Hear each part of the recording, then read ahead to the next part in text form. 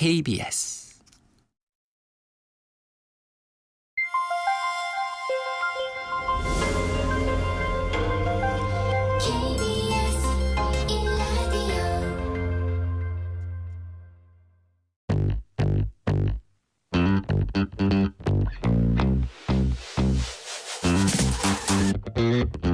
KBS 1라디오 뉴스레터 K.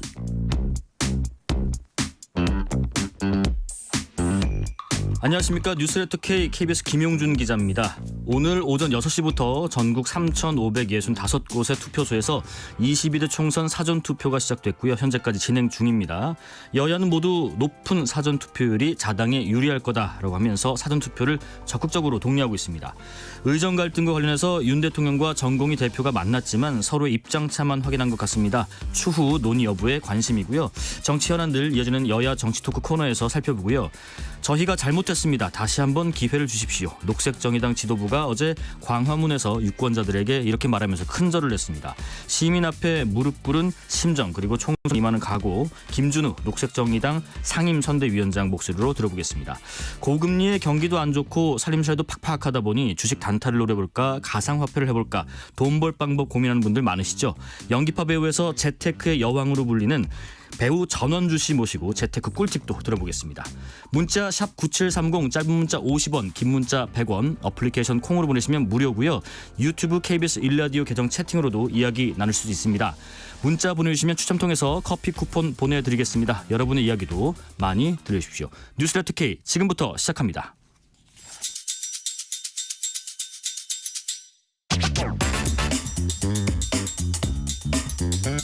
오늘 하루 가장 뜨거운 뉴스만 골랐습니다. 뉴스레터 K 여야 정치 토크 정광재 국민의힘 대변인, 조기현 더불어민주당 법률위 부위원장 모셨습니다. 안녕하십니까? 네, 반갑습니다. 네. 안녕하세요. 윤미숙님, 저는 오전 6시에 투표 완료, 마음 편안해요 하시는데 사전투표 첫날 두 분은 사전투표 하셨는지 궁금합니다. 정광재 대변인. 저는 오늘 일정이 굉장히 많아갖고 이거 5시 반에 끝나는데 네네. 가까운 여의도 주민센터에 오늘 할 예정입니다. 네네. 우리 그 국민의힘은 254명의 모든 후보가 오늘 사전 투표를 하기로 했고 그렇죠? 순차대로 진행이 된 걸로 알고 있습니다. 네네. 조기현 부위원장님 오늘 사전투표 하셨나요? 저는 내일 하려고. 내일 하시려고. 예. 네네. 오늘 못했습니다. 자, 여야 지도부 지금 일제히 첫날부터 사전투표에 나섰는데 신촌에서 사전투표를 한 한동훈 국민의힘 총괄선대위원장, 대전에서 또 카이스트에서 사전투표를 한 이재명 민주당 대표의 목소리를 이어서 듣고 말씀 나눠보겠습니다. 더불어민주당은 최악의 혐오 후보, 사기 후보를 끝까지 비호하면서 판세에 영향이 없다라는 말을 했습니다. 저희는 지켜야 할 범죄자가 없습니다. 저희는 지켜야 할 나라와 국민이 있습니다. 대전에서 투표를 한 의미 연구개발 예산 삭감 문제도 사실은 우리 대단한 국민들의 관심사이기도 하고, 카이스트 학생들 입틀막당한 카이스트 학생들과 함께 과학기술의 중요성, 또 정부 정책의 무지함, 이런 것들을 좀 지적하고 싶었습니다. 예, 한동훈 위원장은 저희는 지켜야 할 범죄자가 없다. 또 이재명 대표는 윤석열 정부의 R&D 예산 삭감 문제를 또 부각을 했고요. 자, 이 장소에서 또 이 발언을 한 내용에 대해서 의견 들어보겠습니다. 정광재 대변인. 뭐 상징적인 의미가 있죠. 신촌에 4개 주요 대학이 밀집해 있습니다. 연대, 홍대, 서강대, 이대. 네. 이 가운데 이화여대생들의 미군정 시기에 성상납 논란 이런 네. 것들이 계속 확산되고 네네. 이 김준혁 후보의 연관된 막말들이 계속 확산되고 있잖아요. 이런 부분들에 대해서 젊은 유권자들이 조금 더 네. 관심을 갖고 투표에 임해 줄 것을 요구하는 그런 상징적인 의미가 있다고 보고요. 네. 이재명 대표 역시 같은 맥락에서 대전 간 거 아닙니까? 네. 한번 들어볼까요? 조기현 네. 부회장님. 그렇죠. 이재명 대표 얘기하신 것처럼 정권 심판론이 굉장히 강하게 그 흐르는 선거기 때문에 특히 그 중에서 R&D 예산 삭감 문제도 사실은 그 과학기술계뿐만 아니라 국민들이 생각하기에도 도대체 이 정부가 나라를 미래를 도대체 어떻게 설계하고 있느냐에 대한 아주 굉장히 중요한 문제였거든요. 그 부분을 부각시킬 수 있는 것이었고 네. 또 한편으로 국민의힘 한동훈 위원장이 참 궁색해 보인다는 생각도 궁색하다. 들었습니다. 물론 그 김진욱 후보 문제라든가 뭐 지금 막판 이슈가 돼 있는 건 분명하지만 이게 정권 심판론을 덮을 정도 네. 내지는 선거의 판세를 흔드는 정도의 영향을 미치지 않는데도 불구하고 계속 범죄자 프레임, 2조 심판론 또 이 후보 관련 후보 개개인 몇 명의 이슈를 가지고 이 선거를 치를 수밖에 없는 네. 이 처지, 이 상황을 보면 좀 다소 좀 마음이 그렇기도 합니다. 뭐 우리 정당 입장에서는 정권 심판론이라는 여론 그리고 또 정권 견제 여론이 높다는 게 뭐 여러 여론조사 결과가 나오고 있기 때문에 네네. 이것에 대항해서 민주당이 갖고 있는 뭐 내로남불 이런 부분들 오만한 특권 의식 이런 부분들에 대해서 적극적으로 공략하고 또 이재명 대표의 사천 논란이 어떻게 민주당을 망치고 있는가 이런 부분들을 부각시키기 위해서는 지금 논란이 되는 후보들의 발언들 예. 뭐 집중 공략할 수밖에 없다고 보고 저는 R&D 예산 삭감 문제 같은 경우에는 네네. 그 다음 예산에 역대 최고 수준의 R&D 예산을 복원하겠다라고 올리겠다고. 말씀을 하셨었고 예.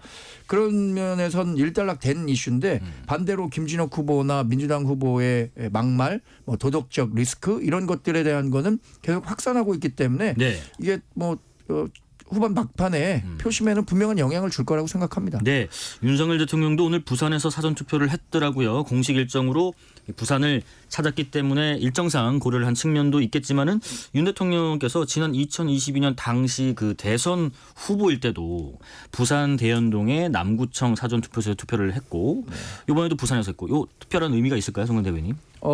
부산 경남 지역이 예. 뭐 그 전에는 다소 우리가 좀 유리한 정치 지형을 갖고 있었다고 많은 분들이 평가를 하는데 네네.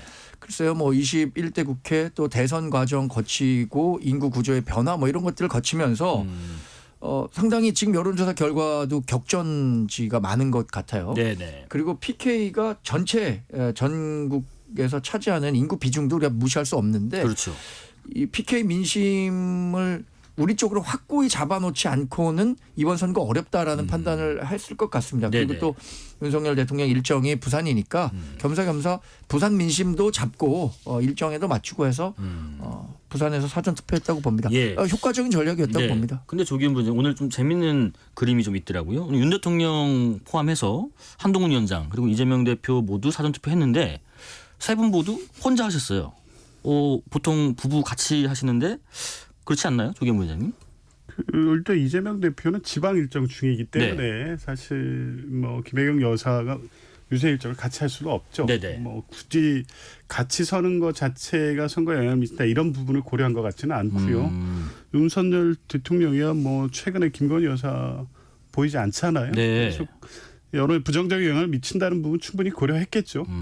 한동훈 위원장은 뭐 최근에 그 부인을 같이 대동한 경우는 못 봤기 때문에 네네. 그거 자체를 뭐 이례적이거나 이렇게 볼 거는 아닌데 윤석열 대통령께서는 네. 사실 통상 선거 시기에 선거에 영향을 주는 듯한 행위는 극도로 자제하잖아요. 대통령들은. 네네. 물론 부산 신앙 뭐 개장식이라는 공식 일정이 있었다고는 하지만 예. 반드시 참여할 일정이 굳이 아니라고 하면 특히 뭐 이번 지금 PK 지역이 가장 격전지로 부각되고 있는 상황에서 네. 굳이 뭐 거기에서 투표하는 모습을 보여준 것은 선거를 의식한 것이고 이게 네.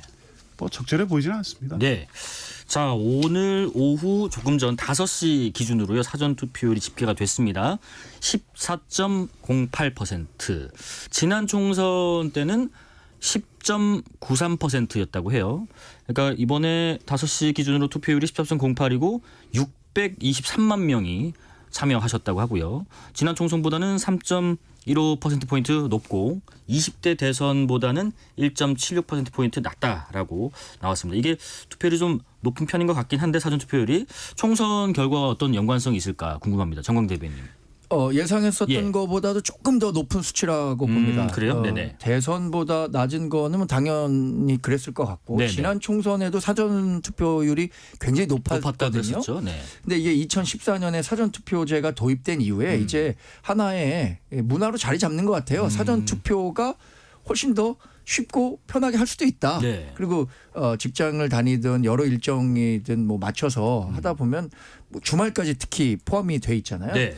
근데 이게 그러면 높은 사전 투표율과 본 투표율로 이어져서 이게 뭐 지난번처럼 뭐 66% 가까운 네네. 투표율이 나오면 민주당은 지금 굉장히 자기네들에게 유리할 것이라고 보는 것 같아요. 내부적으로 보니까 한 65% 정도면 자기네들이 좀 유리한 결과로 이어질 수 있을 것이다라고 하는 인터뷰도 봤는데 네네네. 저는 이번에 그 투표율 높아진 거는 지난 대선과 지방선거 또 이번 국회의원 선거로 이어지는 일련의 이 윤석열 대통령과 이재명 당대표 간의 어떤 3라운드 성격이 강해서 네. 굉장히 그 각 진영이 결집했다고 봅니다. 그 강한 결집력을 바탕으로 투표장에 갈 거고 네. 중간에 있는 사람들도 이 열기가 굉장히 좀 뜨거운 것 같아요. 과거의 어느 때보다. 그래서 이번 투표율도 높을 텐데 네. 정권 심판론을 기대하는 민주당에서는 그게 높으면 자기에게 유리할 것이다라고 하는데 저희는 오히려 20대들이 적극적으로 참여할 경우에 네네. 반조국 정서 또 반민주당 정서도 발현될 수 있을 것이라고 생각하고 있습니다. 사전 투표율 높으면 민주당이 유리합니까? 유리하죠. 네네. 그 지난 추세적으로 예. 당연히 사전 투표율은 계속 높아질 것 같긴 한데 예. 계속 그러냐면 그렇지는 않았어요. 또 지난 총선 때 26.7% 정도, 대선 때 36% 정도였는데요. 지방선거 때는 또 20%로 탁 떨어집니다. 물론 지방선거 본투표율 자체가 낮기 때문에 총선이나 대선하고 단순 비교는 할 수는 없는데 네네. 전체적으로 투표 참여율이 확 떨어졌죠. 그때는 대선 패배 이후에 민주당 지지층이 투표장에 안 간 거거든요. 예. 투표 참여율이 높고 특히 사전 투표의 열기가 높다는 것은 민주당 지지층들이 적극적으로 참여하고 있을 가능성이 더 높고 특히 최근의 여론조사의 경향을 보면 예. 중도층에서 민주당 쪽으로 이동하고 지지하는 여론이 높게 나오고 있습니다. 그래요? 이분들은 결국에 사실은 사전 투표든 본 투표든 투표를 안 할 분들이 참여를 하게 되는 현상으로 볼 수 있거든요. 총선에서 지금 이 추세로 해서 실제 30%가 넘는다 이러면 예. 보수층이 뭐 결집하고 민주당 지지층이 똑같이 결집해서 상승한다고 보기는 어렵고 오히려 민주당 지지층이 투표 참여율이 더 높게 나타나고 있는 것이기 때문에 네네. 유리하다고 보는 게 맞을 것 같습니다. 0978님, 저는 오늘 사전 투표하고 출근했어요. 투표는 국민의 의무이자 권리잖아요. 내일은 가족들과 여의도로 행복한 벚꽃 구경 다녀오려 합니다. 이런 분들도 많이 계신 것 같아요. 6835님, 저는 아침에 사전 투표하고 출근했어요 하시고요. 7711님, 투표 각자의 의사를 분명히 밝힐 수 있는 기회입니다. 모두 투표에 참여합시다라고 문자 주고 계십니다. 자, KBS가 총선 앞두고 공표 가능한 마지막 여론조사를 실시했고 어젯밤에 주요 격전지 조사 결과를 발표했습니다. KBS가 한국리서치에 의뢰해서 지난 1일부터 3일 동안 해당 지역구 선거구 거주 만 18세 이상 성인 남녀 500명을 대상으로 전화 면접 조사를 실시한 결과고요. 자세한 내용은 중앙선거 여론조사심의위원회 홈페이지를 참조해 주십시오. 자, 일단 두 분 KBS 조사 결과 쭉 보셨을 텐데 보도 주목해 보신 지역구 어디신지 또 결과 어떻게 보셨는지 또 예상 판세 분석까지 같이 이어서 함께 듣겠습니다. 정광재 대변인. 경기 분당갑에 분당갑. 이 여론조사 결과 맞나 싶을 정도로 좀 의아했습니다. 이광재 51, 안철수 이광재, 38. 안철수 두 후보 간에 굉장히 백중세라는 여론조사 결과가 많았는데 네. 이거 보면 지금 여론조사 오차 범위 밖으로 이광재 후보가 앞서고 있다는 거 아닙니까? 네네. 지금 13%포인트 차인데. 예. 근데 지금 경기 분당갑에 특별히 이렇게 차이가 날 만한 지역적 변수도 없었고 정치적 흐름의 변화도 없었는데 이거 보고 이 여론조사가 제가 옛날에 여론조사 했을 때 특정 네네. 지역에 좀 오류가 난 지역이 있었어요. 이런 성격은 아닌가라는 의심이 들 정도로 좀 의아하게 받아들였습니다. 네네. 물론 그 MBN과 매일경제가 의뢰한 조사에서는 조금 다른 결과가 나왔습니다. MBN과 매일경제가 넥스트 리서치에 의뢰해서 지난 2일부터 3일 서울 용산 거주 만 18세 이상 남녀 505명을 대상으로 전화 면접 조사 방식으로 조사했고요. 이 결과에서는 지금 안철수 후보가 47, 이광재 후보가 46으로 나왔고요. 아까 KBS에서는 51위 이광재, 안철수 후보가 38 이렇게 네. 나왔죠. 그러니까 대부분의 여론조사에서 굉장히 오차 범위 내에서 혼전을 벌이는 양상을 보였는데 이게 여론조사 가운데 갑자기 뭐 튄다 뭐 이런 그 얘기를 하는데 네네네. 좀 튀는 조사여서 의아하게 봤습니다. 네. 그리고 어떻게 보십니까? 전 제가 잠깐 좀 미스한 게 있네요. 용산 그 거주하시는 분들이 아니고 경기 성남 분당 갑 네네네. 거주하시는 그렇죠. 분들 대상으로 조사를 한 겁니다. 예, 의견 듣겠습니다. 제가 보기에도 이광재 후보가 앞서가는 것은 맞는 것 같은데 예. 추세상 이 정도 차이까지는 아닐 겁니다. 원래 뭐 분당 갑이라는 지역이 사실 민주당한테 유리한 지역은 원래 아니잖아요. 네. 그럼에도 불구하고 이광재 후보가 뭐 선거 운동도 뭐 상당히 독특하게 잘하기도 하고 네네. 인물론에서도 우위에 있는 것 같고 그렇긴 한데 요 정도 차이가 벌어졌을 것 같지는 않고 네. 저는 흥미롭게 보이는 게 개항을의 차이가 많이 있다는 거 하고 개항을요. 예. 개항을은 KBS 조사에서 이재명 후보 54, 원희룡 후보 37로 나왔습니다. 예. 네네. 뭐 어쨌든 마지막까지 봐야 될 거는 예. 용산하고 동작을인데 예. 뭐 사실 지금도 여전히 그 오차 범위 내에서 팽팽하게 붙어서 여론조사가 나올 때마다 지금 결과가 뒤바뀌고 있잖아요. 네네. 그래서 뭐 여기는 용산 같은 경우에 오히려 10% 차이로 강태용 후보가 앞서는 걸로 나오고 용산은 강태용 후보 48, 권영수 후보 38. 예. 동작은 또 유삼룡 후보가 3% 뒤지는 걸로 나와 있는데 43대 46. 예. 그냥 초박빙 상태라고 보여져서요. 뚜껑을 열어봐야 알 것 같습니다. 예, 이 MBN과 매일경제가 넥스 리서치에 의뢰한 그 여론조사도 중앙선거 여론조사 심의위원회 홈페이지를 참조해 주시면 될 것 같고요. 그 용산 말씀하셨는데 이 MBN 매일경제 조사에서 보니까 강태용 후보가 45, 권영세 후보 46으로 오차범위 내였고요. 이 두 후보는 리턴 매치인데 이 초접전 양상이 벌어지고 있는 것 같습니다. 그 이유 뭐라고 보면 될까요? 정강재 대변인님. 일단 그 정권 심판, 정권 견제 여론이 굉장히 높잖아요. 네. 모든 여론조사를 보더라도 그렇기 때문에 용산이 대통령실이 이제 그 종로에서 용산으로 이전한 성격도 강하고 네. 그러면서 강태용 후보가 사실 지난 선거에서도 굉장히 그 근소한 차이로 강태용 후보가 졌었거든요. 네네. 그게 뭐 지금까지 이어지고 있는 상황에서 어떤 그 정권 견제론에 대한 의견이 조금 더 강화된 측면이 있지 않나. 그러면서 이제 권영세 후보는 사실 인물론으로 놓고 본다면 네. 용산 주민들이 권영세 후보를 선호할 가능성이 좀 더 크다고 보는데 전반적인 이번 선거가 정권 견제론으로 가다 보니까 비슷한 수준까지 올라왔다 이렇게 보고 있습니다. 예, 서울 동작을 지역 같은 경우는 특히 이재명 대표가 굉장히 공들여서 여러 번 찾았잖아요. 이 지역 흐름은 어떻게 분석하고 계세요? 어쨌든 유삼룡 후보가 열세에서 출발을 해서 네. 굉장히 빠른 기간에 따라잡았고 네. 뭐 오늘 조사에서 나온 거는 3% 뒤지는 걸로 나오고 있지만 약간 앞선 상태까지 가지 않았나 보고요. 근데 마지막에 이제 투표율이나 여러 변수가 몇 가지 남아 있기 때문에 네네. 공표기간 전 마지막에 나온 여론조사 뭐 엎치락뒤착하는 여론조사를 가지고 누가 유리하다고 단정할 수는 없지만 네. 역시 서울 전반의 추세적인 어떤 분석을 해보면 유상명 후보의 승리 가능성을 조심스럽게 저는 보고 있습니다. 공표 금지 전 여론조사 하나 더 보겠습니다. 엠브레인 퍼블릭, K스탯 리서치, 코리아 리서치, 한국 리서치가 지난 1일부터 3일 전화 면접 방식으로 진행한 전국 지표조사를 보니 정부 여당 지원론에 대한 응답이 46%, 정부 여당 견제론에 대한 응답은 47%로 나왔고요.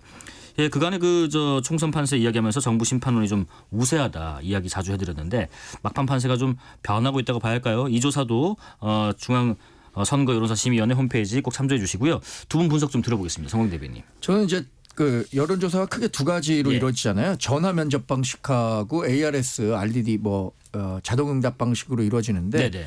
이런 부분들에 대해서 많은 사람들도 비슷한 의견을 갖고 있을 겁니다. 이 전화 면접 방식이 조금 더 정확한 민심을 보여준다. 예. 이게 RDD 자동 다이얼 방식은 정치 고관여층들 특히 지금처럼 우리가 약간 정권 심판론의 수세에 임했을 때는 우리 지지자들이 적극적으로 그 여론조사에 임하지 않는다는 것들을 경험적으로 좀 보여줘 왔거든요. 예. 그래서 전화 면접 방식이 비교적 투표 결과에 가까울 것이라고 보고 있고 여기서 46, 47% 나왔는데 이런 것들이 좀 작용하지 않나 싶습니다. 지금 어떤 거요? 예. 야당이 워낙 많은 의석수를 가져갈 거다라고 예. 하니까 그렇게 될 경우에 우리 사회에 발생할 수 있는 정치적 혼란 이런 것들에 대한 견제 심리가 조금 그 중도에 있는 분들의 표심을 자극한 게 아닌가. 그러니까 아 이런 혼란을 막아야겠다. 뭐 예당에서 얘기하는 것처럼 뭐 탄핵안 이런 게 왔을 때 우리 그 대한민국 사회가 어디로 갈 수 있느냐 그런 것들에 대한 경계심이 집단 지성의 형태로 발현되고 있다. 그렇게 평가하고 싶습니다. 조기현 부장, 정부 여당 견제로 응답이 47, 정부 지원론에 대한 응답이 46. 어떻게 평가하세요? 실제는 이렇지는 않을 거라고 예. 봐요. 다른 뭐 조사 지금 조사 방식에 따라서 차이가 나타나고 있는데 네네.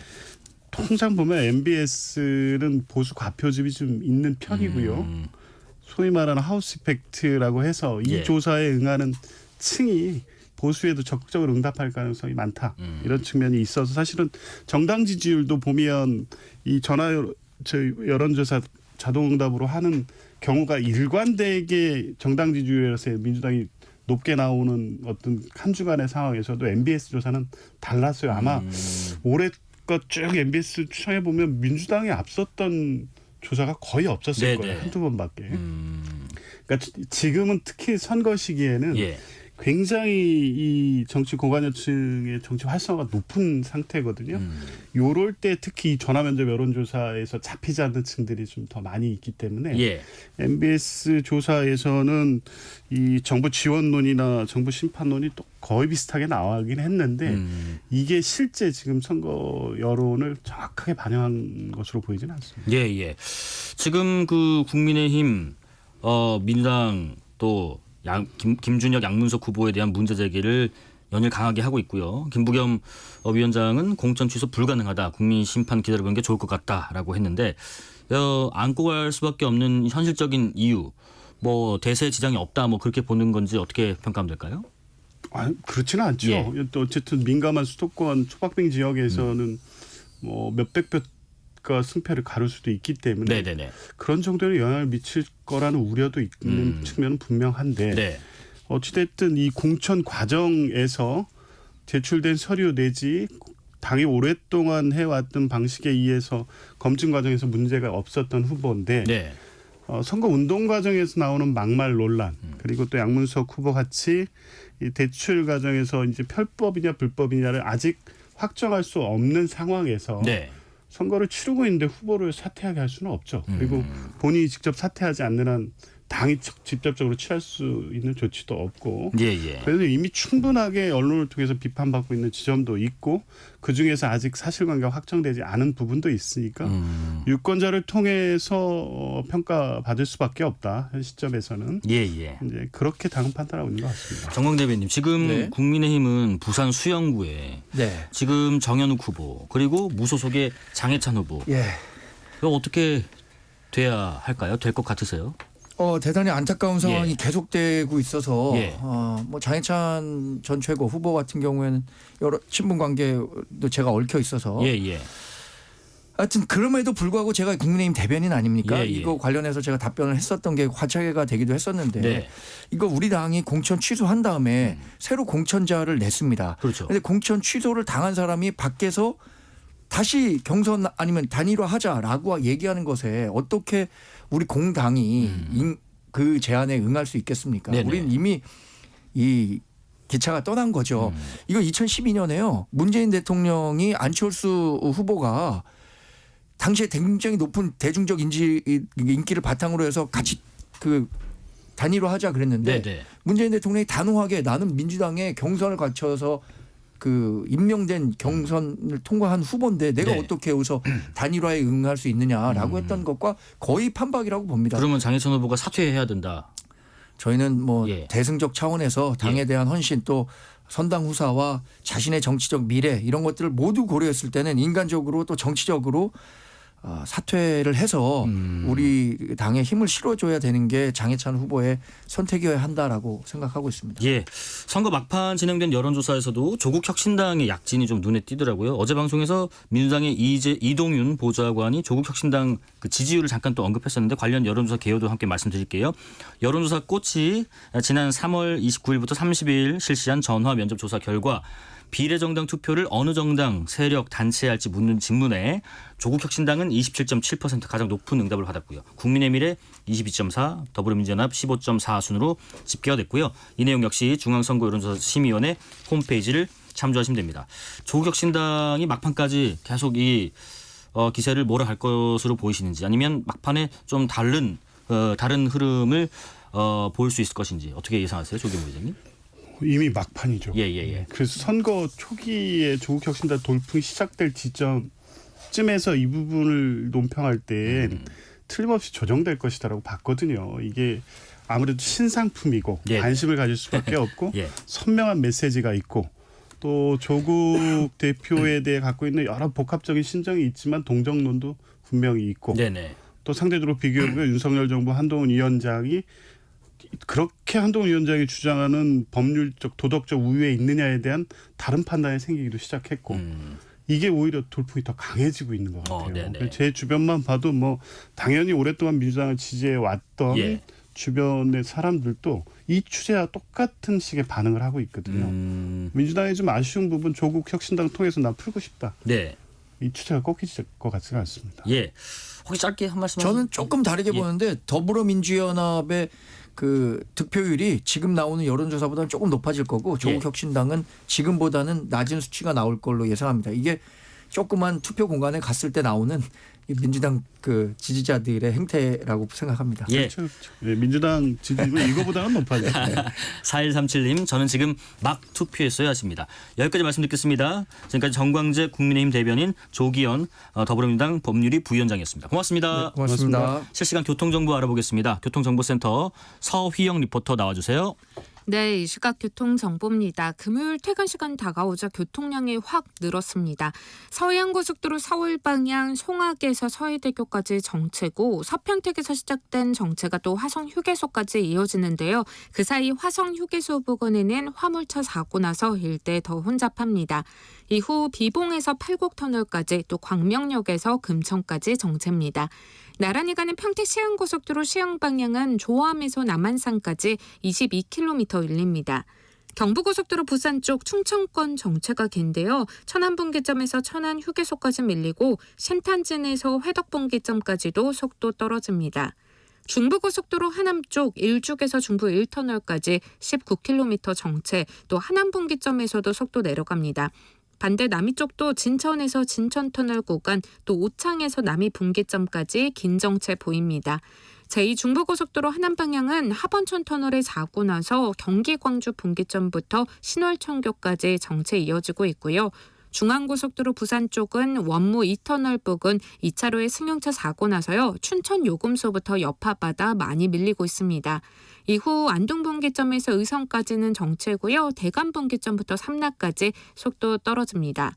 영동고속도로 강릉 방향 서안산에서 부곡 사이 교통량 많습니다. 인천 쪽은 양지에서 부곡 사이 총 24km 정체고요. 이후 군포에서 서창 분기점까지도 교통량 많습니다. KBS 교통정보센터였습니다. 뉴스의 진수를 보여주는 인터뷰. 뉴진수. 뉴스의 진수를 보여주는 인터뷰 뉴진수. 정극이면 정극, 코미디면 코미디. 이분 아니면 대체 불가할 만큼 특히나 억척스러운 연기에는 또 대가십니다. 호탕한 웃음하면 바로 떠오르는 배우신데요. 최근에는 이 짠순이를 넘어서 재테크의 여왕이라는 별칭까지 얻었습니다. 배우 전원주 씨 스튜디오에 모십니다. 안녕하십니까? 네, 반갑습니다. 시작부터 확 웃고 시작해 주시네요. 네, 전원주가 나왔습니다. 하고 싶은 얘기 다 하겠습니다. 네, 지금 뭐 벌써 문자가 들어옵니다. 3082님, 전원주님 대단하고 존경스럽습니다. 오늘 방송 기대됩니다 하시고요. 조영원님, 전원주님 나오신다고 해서 열일 제치고 출석합니다. 질문 있어요 하시는데 벌써 질문 주시네요. 돈을 아껴야 모이는 건가요? 아니면 공부를 열심히 해서 투자를 제대로 해야 하는 건가 하시는데 요 질문의 답변은 조금 이따 드릴게요. 지금 라디오 오랜만이시죠?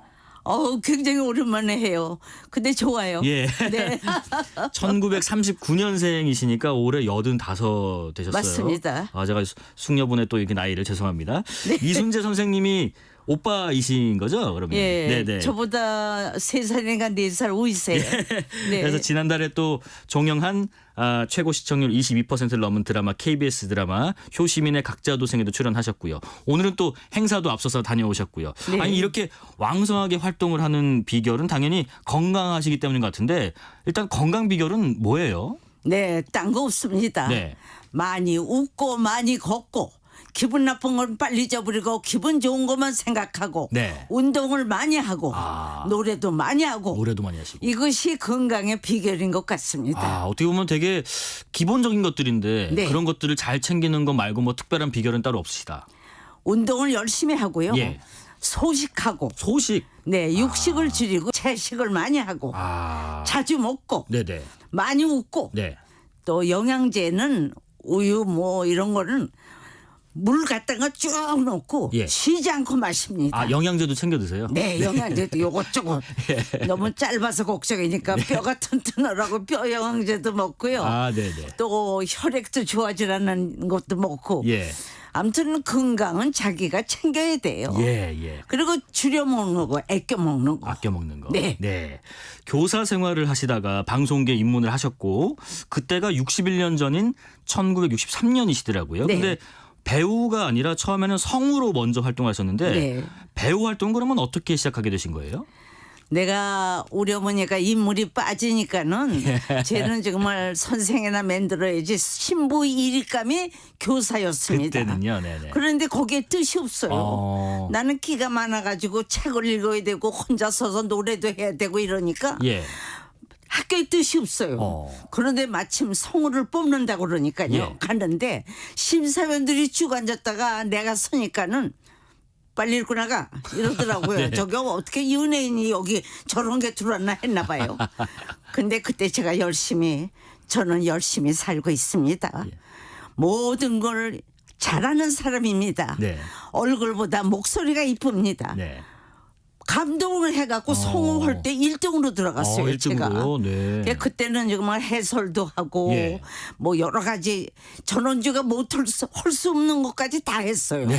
네. 그래 이제 그때 이제 내가 연예인이 나한테 맞는구나 해서 성우 때 정말 전원주가 한때 날렸습니다. 그러고 네. 나서 이제 본격적으로 해야겠다 해서 배우로 전향을 하신 거고요. 예. 네네. 근데 그때는 이제 라디오가밖에 없을 때인데 텔레비전이 생기니까 예. 라디오 일이 자꾸 줄어들어요. 그래가지고 이제 텔레비전에 한번 도전을 했는데 예. 의사가 몇 명 앉았고 또 심사위원들이 쭉 있었는데 네네. 인물을 보고 들어왔냐, 뭘 믿고 여길 들어왔냐, 그게 궁금하다 그래요. 네. 열심히 하겠습니다. 최선을 다하겠습니다. 전원주는 뭐든지 정열적인 여자입니다. 엎드려 울었어요. 예. 그 심사위원들이 감동을 했나 봐요. 그 성우 땐 전원주가 날렸어요. 막. 뭐 사랑하는 역할 뭐 예. 그냥 이것저것 하고 영철 씨 사랑합니다. 그래서 그냥 신랑감들이 많이 왔다가 네네네. 이렇게 들여다보다가 나보더니 간 사람들이 아유. 많아요. 2399님 전원주님 웃음소리 들으니까 기분이 좋아지네요. 항상 건강하세요 하시고요. 9987님 전원주 언니 반가 언니라고 하시네요. 자주 나오세요. 보고 싶어요. 재테크 비법 많이 알려주세요. 하트표까지 주십니다. 최근에 네. 인터넷이나 SNS에서요. 전원주 선생님을 검색을 하면요. 네. 연예계 활동도 나오지만 네. 뭐 자산, 뭐 금, 뭐 주식, 뭐 재테크 여왕 이런 문구들이 쫙 나와요. 얼마 전에 그 KBS 프로그램 사장님 귀는 당나귀에 출연하셔서 박명수 씨가 네. 도시락을 사온 걸 보고 나 비싼 거 안 먹는다. 근데 또 나중에 맛있게 드시더라고요. 네. 그래서 아까도 저희가 좀 차 한 잔 대접해 드렸는데 아끼라고 왜 네. 그런 거 사오냐고 하셨는데 네. 하여간에 이 절약이라는 거는 생활 신조로 아주 철저하게 지키고 계신가 봐요. 제 고향에 제가 일사후퇴 때 이북에서 피난 넘어왔는데 예. 개성입니다. 개성. 개성 사람들 지독합니다. 지금도 피난 넘어서 여기 사시는 분 우리가 1년에 2번씩 개성 시민의 밤을 열어서 만나는데 네. 어려운 사람 하나도 없어요. 왜 그러냐? 아낀다. 쓰는 재미보다 모으는 재미를 갖는다. 뭐 비싼 명품을 좋아하는 것보다 사람이 명품이 된다. 그렇죠. 이런 사상을 가지고 열심히 정말 밑바닥 인생부터 살았어요. 네네. 저거 우리 어머니가 피라 나와서 동대문 시장에서 노점에서 장사하실 때 목판에다가 떡 같은 거 이렇게 지어주면 그걸 다 팔아야 들어가요. 그때부터 이제 돈이 중요한 걸 알았고 네. 돈을 열심히 아끼면 모아진다는 걸 알았기 때문에 그때부터 이제 개성 사람들의 그 특징으로 열심히 모으고 네네. 저는 정말 얼마 전까지만 해도 돈을 들어가면 다 데려요. 아, 돈을 다리신다고요? 네, 돈을 아끼는 사람은 못 씁니다. 큰 돈을 먼저 쓰게 돼요. 네네네. 그러니까 전 데려서 100장 넘은 벌써 네. 은행으로 지고 가고. 그러니까 정말 중요한 게 쓰는 재미보다 모으는 재미를 그때부터 가졌기 때문에요. 예. 저는 정말 지금도 그래요. 지금도 좀 이렇게 펑펑 써도 되는데요. 네. 동대문 시장, 남대문 시장에서 길바닥에 있는 거 싸구려 사 입고 신발도 10,000원이나 15,000원 이상짜리 신어본 게 없어요. 그래요? 얻어 신으면 내가 신지만 예. 내 돈으로는 사진 않고요. 정말 발발 떠서 아끼고요. 뭐 짜장면 아니면 비빔밥 아니면 지금도 밥도 10,000원 이상 넘는 걸 잘 안 먹습니다. 대단하십니다. 아니 그 신혼 때 썼던 냄비를 아직도 쓴다는 얘기가 있던데 진짜인가요? 네. 냄비는요 닳지가 않습니다. 예. 찍을 수 있습니다. 지금도 다 신혼 때 가져온 거, 가구도 신혼 때 가져온 가구 엄마가 해준 거 그냥 그대로 쓰고요. 쓰세요? 네. 이불도 그것도 밑에 먼저 여러 개 찍어매가지고 다 쓰고요. 아끼는 거 저는 그저 같은 사람 없습니다. 대단하십니다. 2111님 전원주님 말씀대로 저는 화장실 불도 안 켜고 잘 씁니다라고 또 하시네요. 자, 요즘에 이 주식 투자, 네. 뭐 가상화폐 이렇게 투자하시는 분들 참 많은데, 네. 근데 이제 많은 분들이 시세 차익 노리고 이제 이러면 단타 매매 이렇게 네. 하는 경우도 많고요. 근데 선생님은 장기 투자하는 경우가 대부분이시라고 들었는데 네. 제일 오래 갖고 있는 주식은 언제 사신 거예요? 몇십 년 된 거 많습니다. 몇십 년이요? 네. 오. 욕심 부리지 말고 예. 내가 한 계단 올라가는 거 그때 얘기했습니다. 하루아침에 욕심을 내려다면 다 망해요. 네네. 한 계단 모이고 이래서 욕심을 부리지 말고 안전한 걸로 투자해라. 네. 그 회사를 봐라. 회사가 단단한 회사인가 이걸 먼저 봐라. 그리고 또 저는 주식할 때 그 남자 얼굴부터 봅니다. 날 상대하는 사람 뭐 얼굴이. 펀드 매니저 이런 분들. 네, 예. 얼굴이 편안하고 티가 없는 사람. 벌써 뭔가 이렇게 꾸미려는 사람은 자기 욕심을 내는 사람이니까 저는 벌써 그 사람 얼굴을 보고 네네. 그리고 차근차근 욕심 없이 투자하다 보면 네. 어느 날 갑자기 깜짝 놀랄 만큼 올라갈 수가 있어요.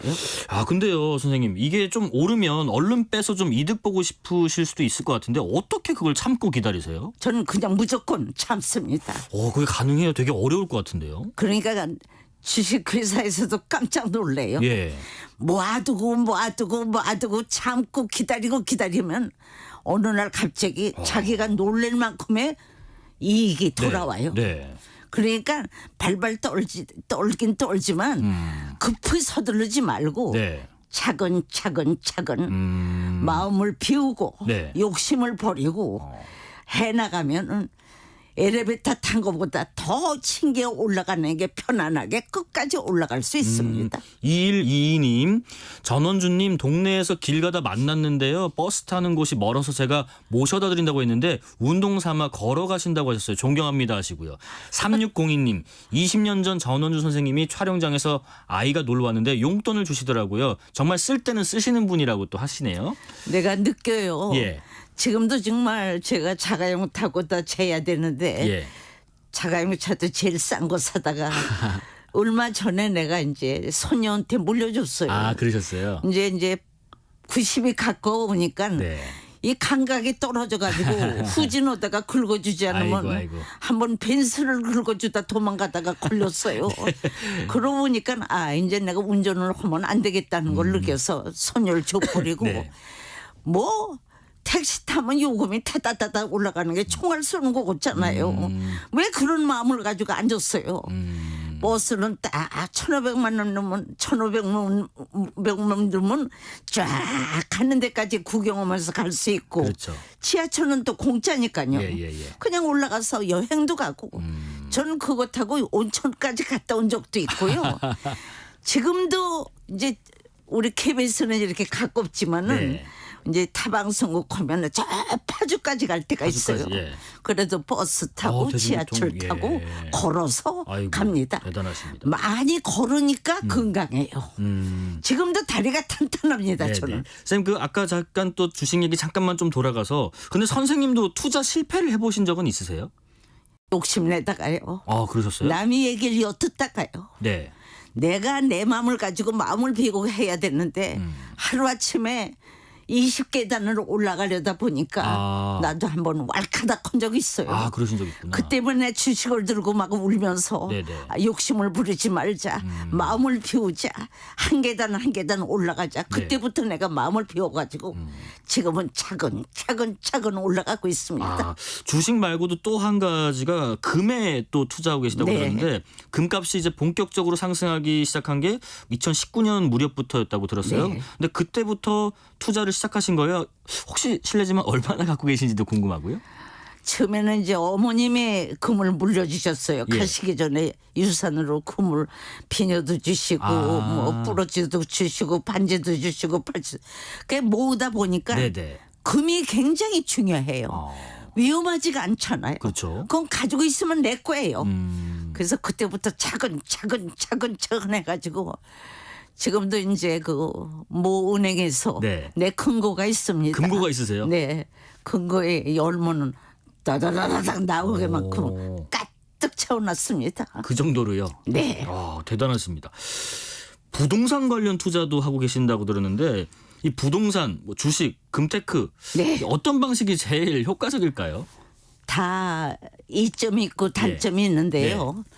나는 노는 시간에 뭐 어디 놀러 가고 이러지 않고 부동산을 갑니다. 부동산 가서 금매로 나온 게 있어요. 예. 금매로 나온 건 쌉니다. 예. 빨리 팔아야 되니까 그런 거를 이제 몇 개 잡아놓으니까 정말 그게 돈이 되더라고요. 금매로 나온 매물을 좀 눈여겨봐라. 네, 금매. 그러고 이제 그런 게 이제 건물도 좀 나오면 네. 참 좋은 게 지금은요. 이제 집세가 이것저것 여기 뭐 1층, 2층, 3층, 4층, 5층까지는 건물을 하나 조금 사니까 네네. 거기서 나오는 돈이 또 적지가 않아요. 이제 그것도 저는 한 번도 안 씁니다. 네네네. 은행. 그 사람들한테도 현금으로 달래말 안 오고 은행으로 넣으십시오. 은행으로 넣으십시오. 달라고. 예. 사람이요 정말 법인데 저녁마다 앉아가지고 통장 들여다보는 맛이 기가 막힙니다. 그거 보셔도 배부르시겠어요? 1457님 당대 최고의 정열적이지만 밥은 잘 안 사줄 것 같은 옆집 누나랄까요? 전원주님 건강하게 오래오래 현역 생활하세요 하시고요. 3607님 전원주 선생님 제 인생의 롤모델이세요. 저도 본받아서 열심히 최선을 다하며 살아야겠네요 하시는데 근데 이런 분들도 계실 거예요. 뭐냐면 선생님처럼 부동산이나 뭐 주식이나 뭐 금이나 이런 투자를 하고 싶은데 아니 뭐 종잣돈이 있어야지 할 것 아니냐. 그래 요즘에 또 살림살이도 팍팍하고 물가는 또 오르는데 월급은 딱히 안 오르고 그러다 보니까 한방 일확천금 노린 분들도 꽤 많고요. 계속해서 뭐 복권을 산다든지 뭐 가상화폐를 한다든지 또 아파트 같은 것도 마찬가지로 뭐 내가 지금 살 수 있는 돈이 없는데 해서 단타를 노리시는 분도 많고 이런 분들에게 좀 특히 젊은 분들에게 돈 모으는 지혜 좀 조언을 하신다면요? 욕심을 부리지 말아라. 하루아침에 백만장자가 될 수는 없다. 네네. 차분차분 올라가는 맛을 배워라. 저는 정말 지금도 느끼고 돈 쓸 때도 금방 돈 내지 말고 네. 이걸 꼭 사야 되나 안 사야 되나 100번 1000번 생각하고 꼭 필요한 거만 사라. 이런 걸 말하고 싶고요. 네네. 비싸다고 맛있는 거 아니에요. 싼 것도 영양이 많고 이런 게 많아요. 그러니까 그냥 아끼는 재미를 가지려면은 확 돈 내기지 말고 네네. 한 푼 한 푼에 아껴서 그래가지고 꽉 모일 때 통장을 하나하나 열어보면요.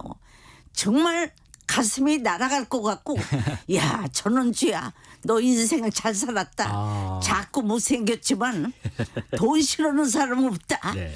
그러니까 멋진 사람들이 내 앞에서 원주야 돈 좀 꾸줘 원주야 펑펑 쓰고 명품을 좋아하는 애들이 나중에 빈통터리가 돼요. 근데 전원주는 그런 게 아니니까 든든하고 지금도 뭐 산에 올라가면 내가 날아갈 것 같아요. 백만장자 전원주가 왔다. 그리고 옥상에 예. 제일 높은 데 올라가서 소리 지르고 야. 이렇게 내가 기분이 좋을 수가 없고 네. 건강한 원인 중에 하나가 열심히 모아서 차근차근 쌓아놓으니까 네. 지금은 들어놓도 즐겁고 웃음이 저절로 나오고 야 쓰는 재미보다 모으는 재미가 이렇게 좋구나. 차근차근히 욕심내지 말고 뭐가 생기면 저축하고 모아두고 해라. 모아서 올라가라. 예. 자, 그리고 앞서 말씀드렸던 그 KBS ETV 주말 드라마 효시민의 각자도생 지난달에 종영을 했는데 여기 보면은 의천빌라 건물주 방끝순 역할을 맡으셨는데요. 이게 억척스럽게 아낀 돈을 뭐 아들에게 베푸는 모습도 그려졌었는데 뭐 며느님한테 용돈 한 200만 원씩 준다고 제가 얼핏 들었는데 이 역할, 이 맡았던 역할이 혹시 선생님의 삶과 좀 닮아 있는 역할인가요? 작가가 좀 나를 그렸어요. 놓고. 그래요? 정말 아끼는 재미를 보여주고 네. 정말 저는 지금도 그래요. 지금도 우리 집 가보면 깜짝 놀래요. 왜요? 옛날에 쓰던 거 그대로 다 쓰고 아끼고 통장만 이만큼이지 딴 거는 뭐 지저분한데 네네. 이게 건강의 비결이고 내가 정말 아직까지 돈을 못 쓰는 비결이다. 정말 요즘 젊은 사람들 너무 펑펑거려요. 명품을 너무 좋아해요. 네네네. 이제 그러지 말아라 이거예요. 전원주처럼 되면 노년에 웃음이 저절로 나와요. 그리고 지금은 쓰는 재미보다 모으는 재미를 하다 보니까 며느리나 손자나 손녀들 오면은 줘요. 용돈. 예, 예. 네. 이렇게 베풀 때가 좋은데 펑펑 다 쓴 사람은 나중에 베풀 게 없잖아요. 그렇죠. 그런 걸 꼭 애들한테 가르치고 나는 꼭 그래요. 아껴 써라. 꼭 그걸 주고 통장 가져와 봐라. 네네네. 며느리 통장, 아들 통장, 오. 손자, 손녀 통장 봐가지고 열심히 모은 한테는 내가 돈 안 아끼고 팡팡 줘요. 아, 그러세요?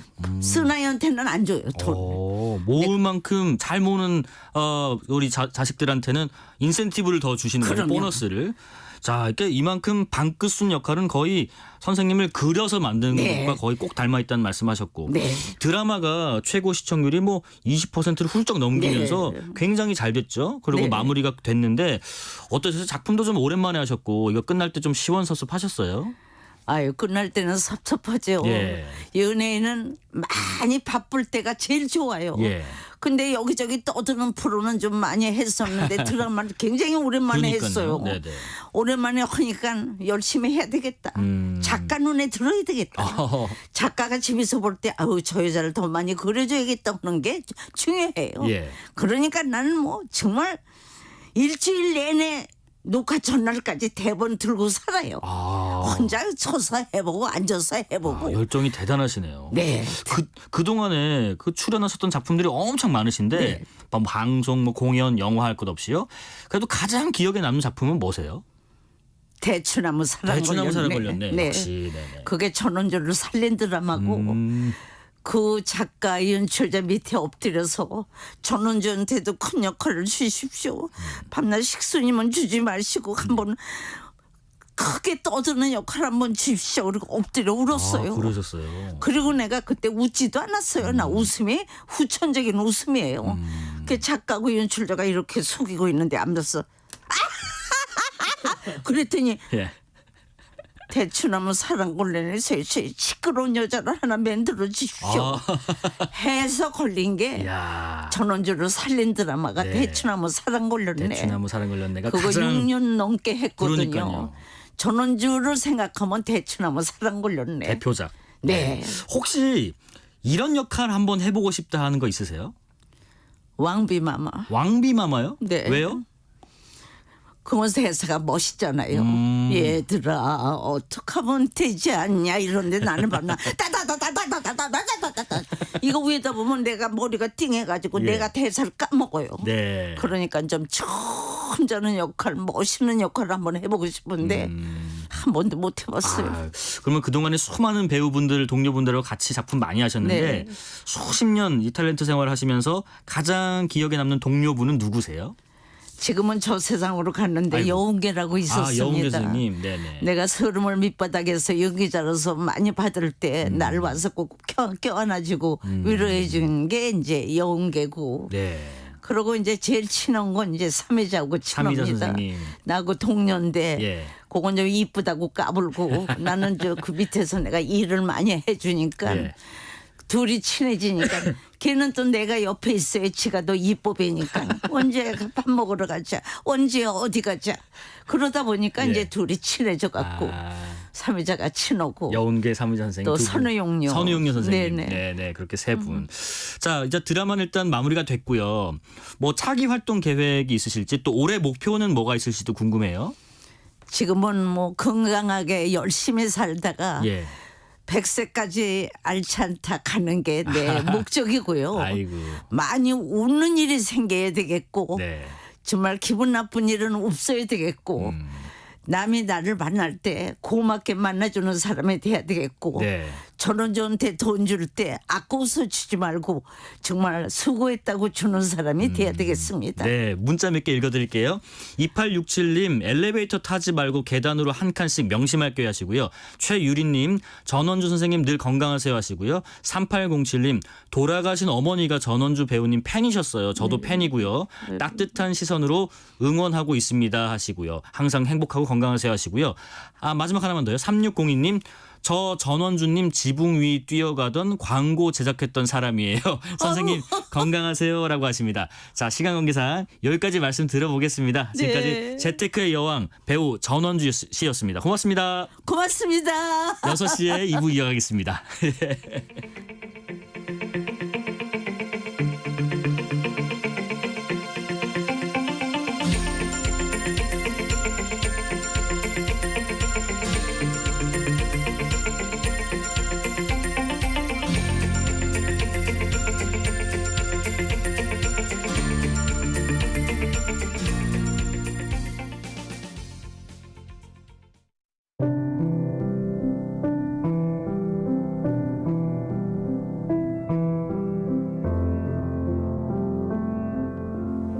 KBS 라디오 연중기획 희망충전 대한민국 580번째 이야기.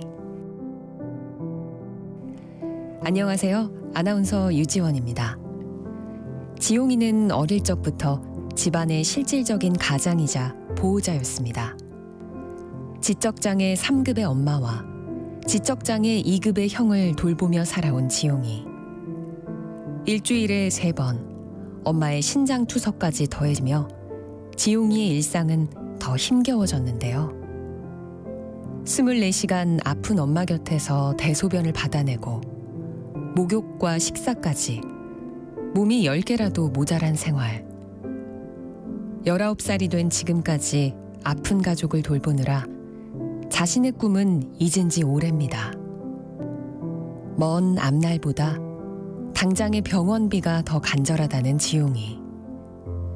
지용이가 어깨의 짐을 덜고 좀 더 나은 미래를 그릴 수 있도록 여러분의 격려와 마음을 보내주세요.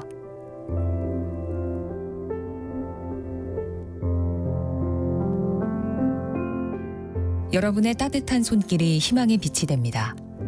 ARS 060-700-1580 060-700-1580 한 통화 3,000원으로 희망을 선물해 주세요.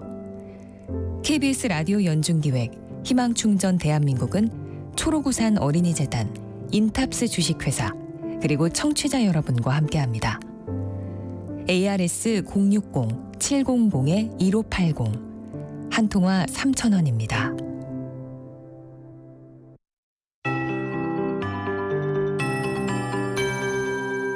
KBS 58분 날씨.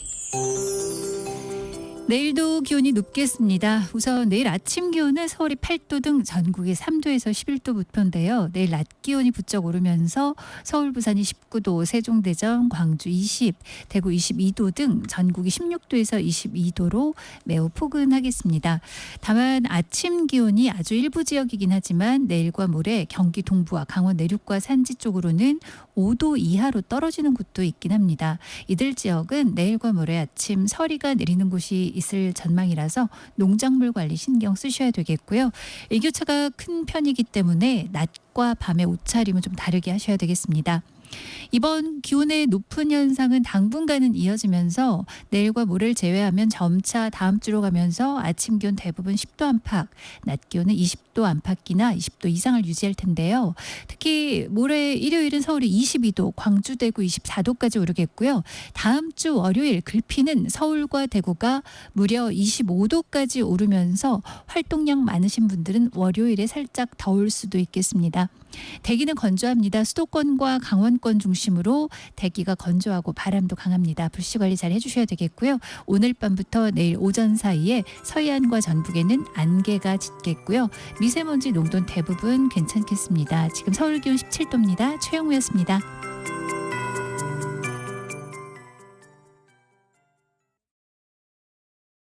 정성을 다하는 국민의 방송 KBS가 6시를 알려드립니다.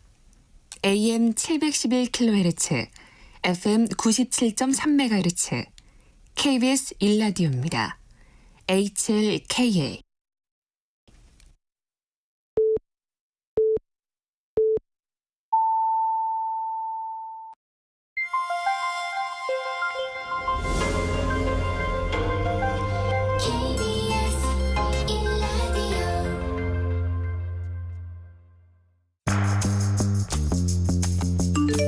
여러분은 지금 퇴근길 시사편지 한 장, KBS 1라디오 뉴스레터 K를 듣고 계십니다.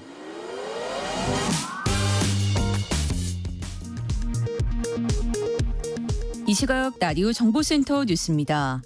대통령실은 22대 국회의원 선거 사전투표 첫날인 오늘 윤석열 대통령이 부산 강서구 명지 1동 행정복지센터에서 사전투표를 했다고 밝혔습니다. 한동훈 국민의힘 비상대책위원장은 서울 신촌에서 사전투표를 하면서 청년을 위한 정치를 하겠다는 의미라고 밝혔습니다. 더불어민주당 이재명 대표는 대전에서 카이스트 학생들과 함께 사전투표를 한 뒤 정부 정책의 무지함을 지적하고 싶었다고 말했습니다. 조국혁신당 조국 대표는 일정을 바꿔 윤석열 대통령과 같은 사전투표소에서 투표를 하며 정권 심판의 의미를 부각했습니다. 중앙선관위가 구시군 선관위에 배포한 문건에 대파를 소지한 선거인에게는 사전투표소 밖에 대파를 보관한 뒤 출입하도록 안내하라는 내용이 포함됐습니다.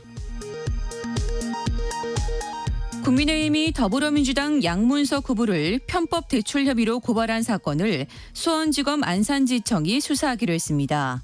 민주당 이해찬 상임공동선대위원장은 금감원이 양 후보 관련 조사 결과를 발표한 데 대해 노골적이고 뻔뻔한 관건선거 시도라고 비판했습니다. 황운하 조국혁신당 의원은 한동훈 국민의힘 비상대책위원장을 향해 지난해 발생한 학교폭력 사건에서 신고자가 지목된 가해 학생에 아들이 포함됐는지 답하라고 요구했습니다. 국민의힘은 해당 의혹을 제기한 황희영과 강민정 더불어민주연합 의원 등을 검찰에 고발한다고 밝혔습니다. 지금까지 라디오 정보센터 뉴스 정한나였습니다.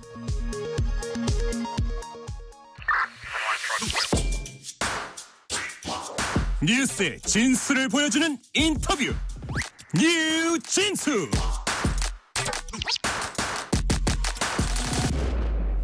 뉴스의 진수를 보여주는 인터뷰 뉴진수.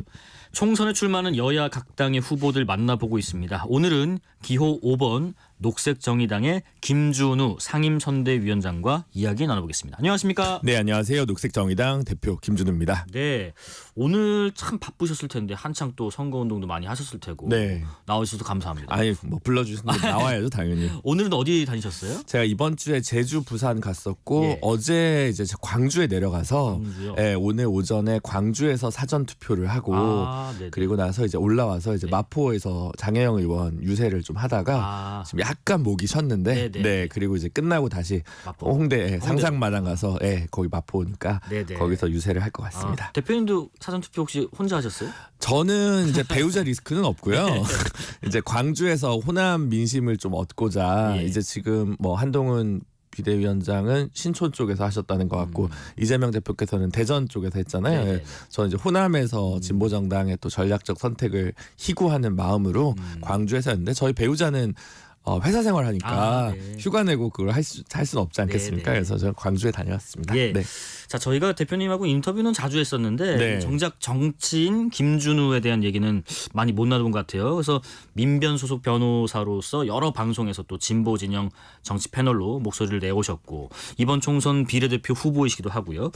정치에 본격적으로 뛰어들어야겠다라고 결심하셨던 계기가 뭐였을지 한번 여쭤볼게요. 저는 사실 약간 느닷없이 호출당한 케이스라고 봐야 될 것 같고 네. 저는 물론 제가 2000년에 민주노동당의 평당원으로 이제 대학생 때 가입을 했지만 진보 정치는 너무 힘들고 고된 길이어서 저는 어떻게 보면 약간 온실에 있었다고 볼 수도 있을 것 같아요. 물론 시민사회에서 뭐 변호사로서 활동하고 많은 일들을 했지만 네. 공익 변호사로 한 7, 8년 살았거든요. 근데 그래도 그냥 시민사회에서 묵묵히 진보정당을 응원하는 게 제 몫이라고 생각을 했는데 네네.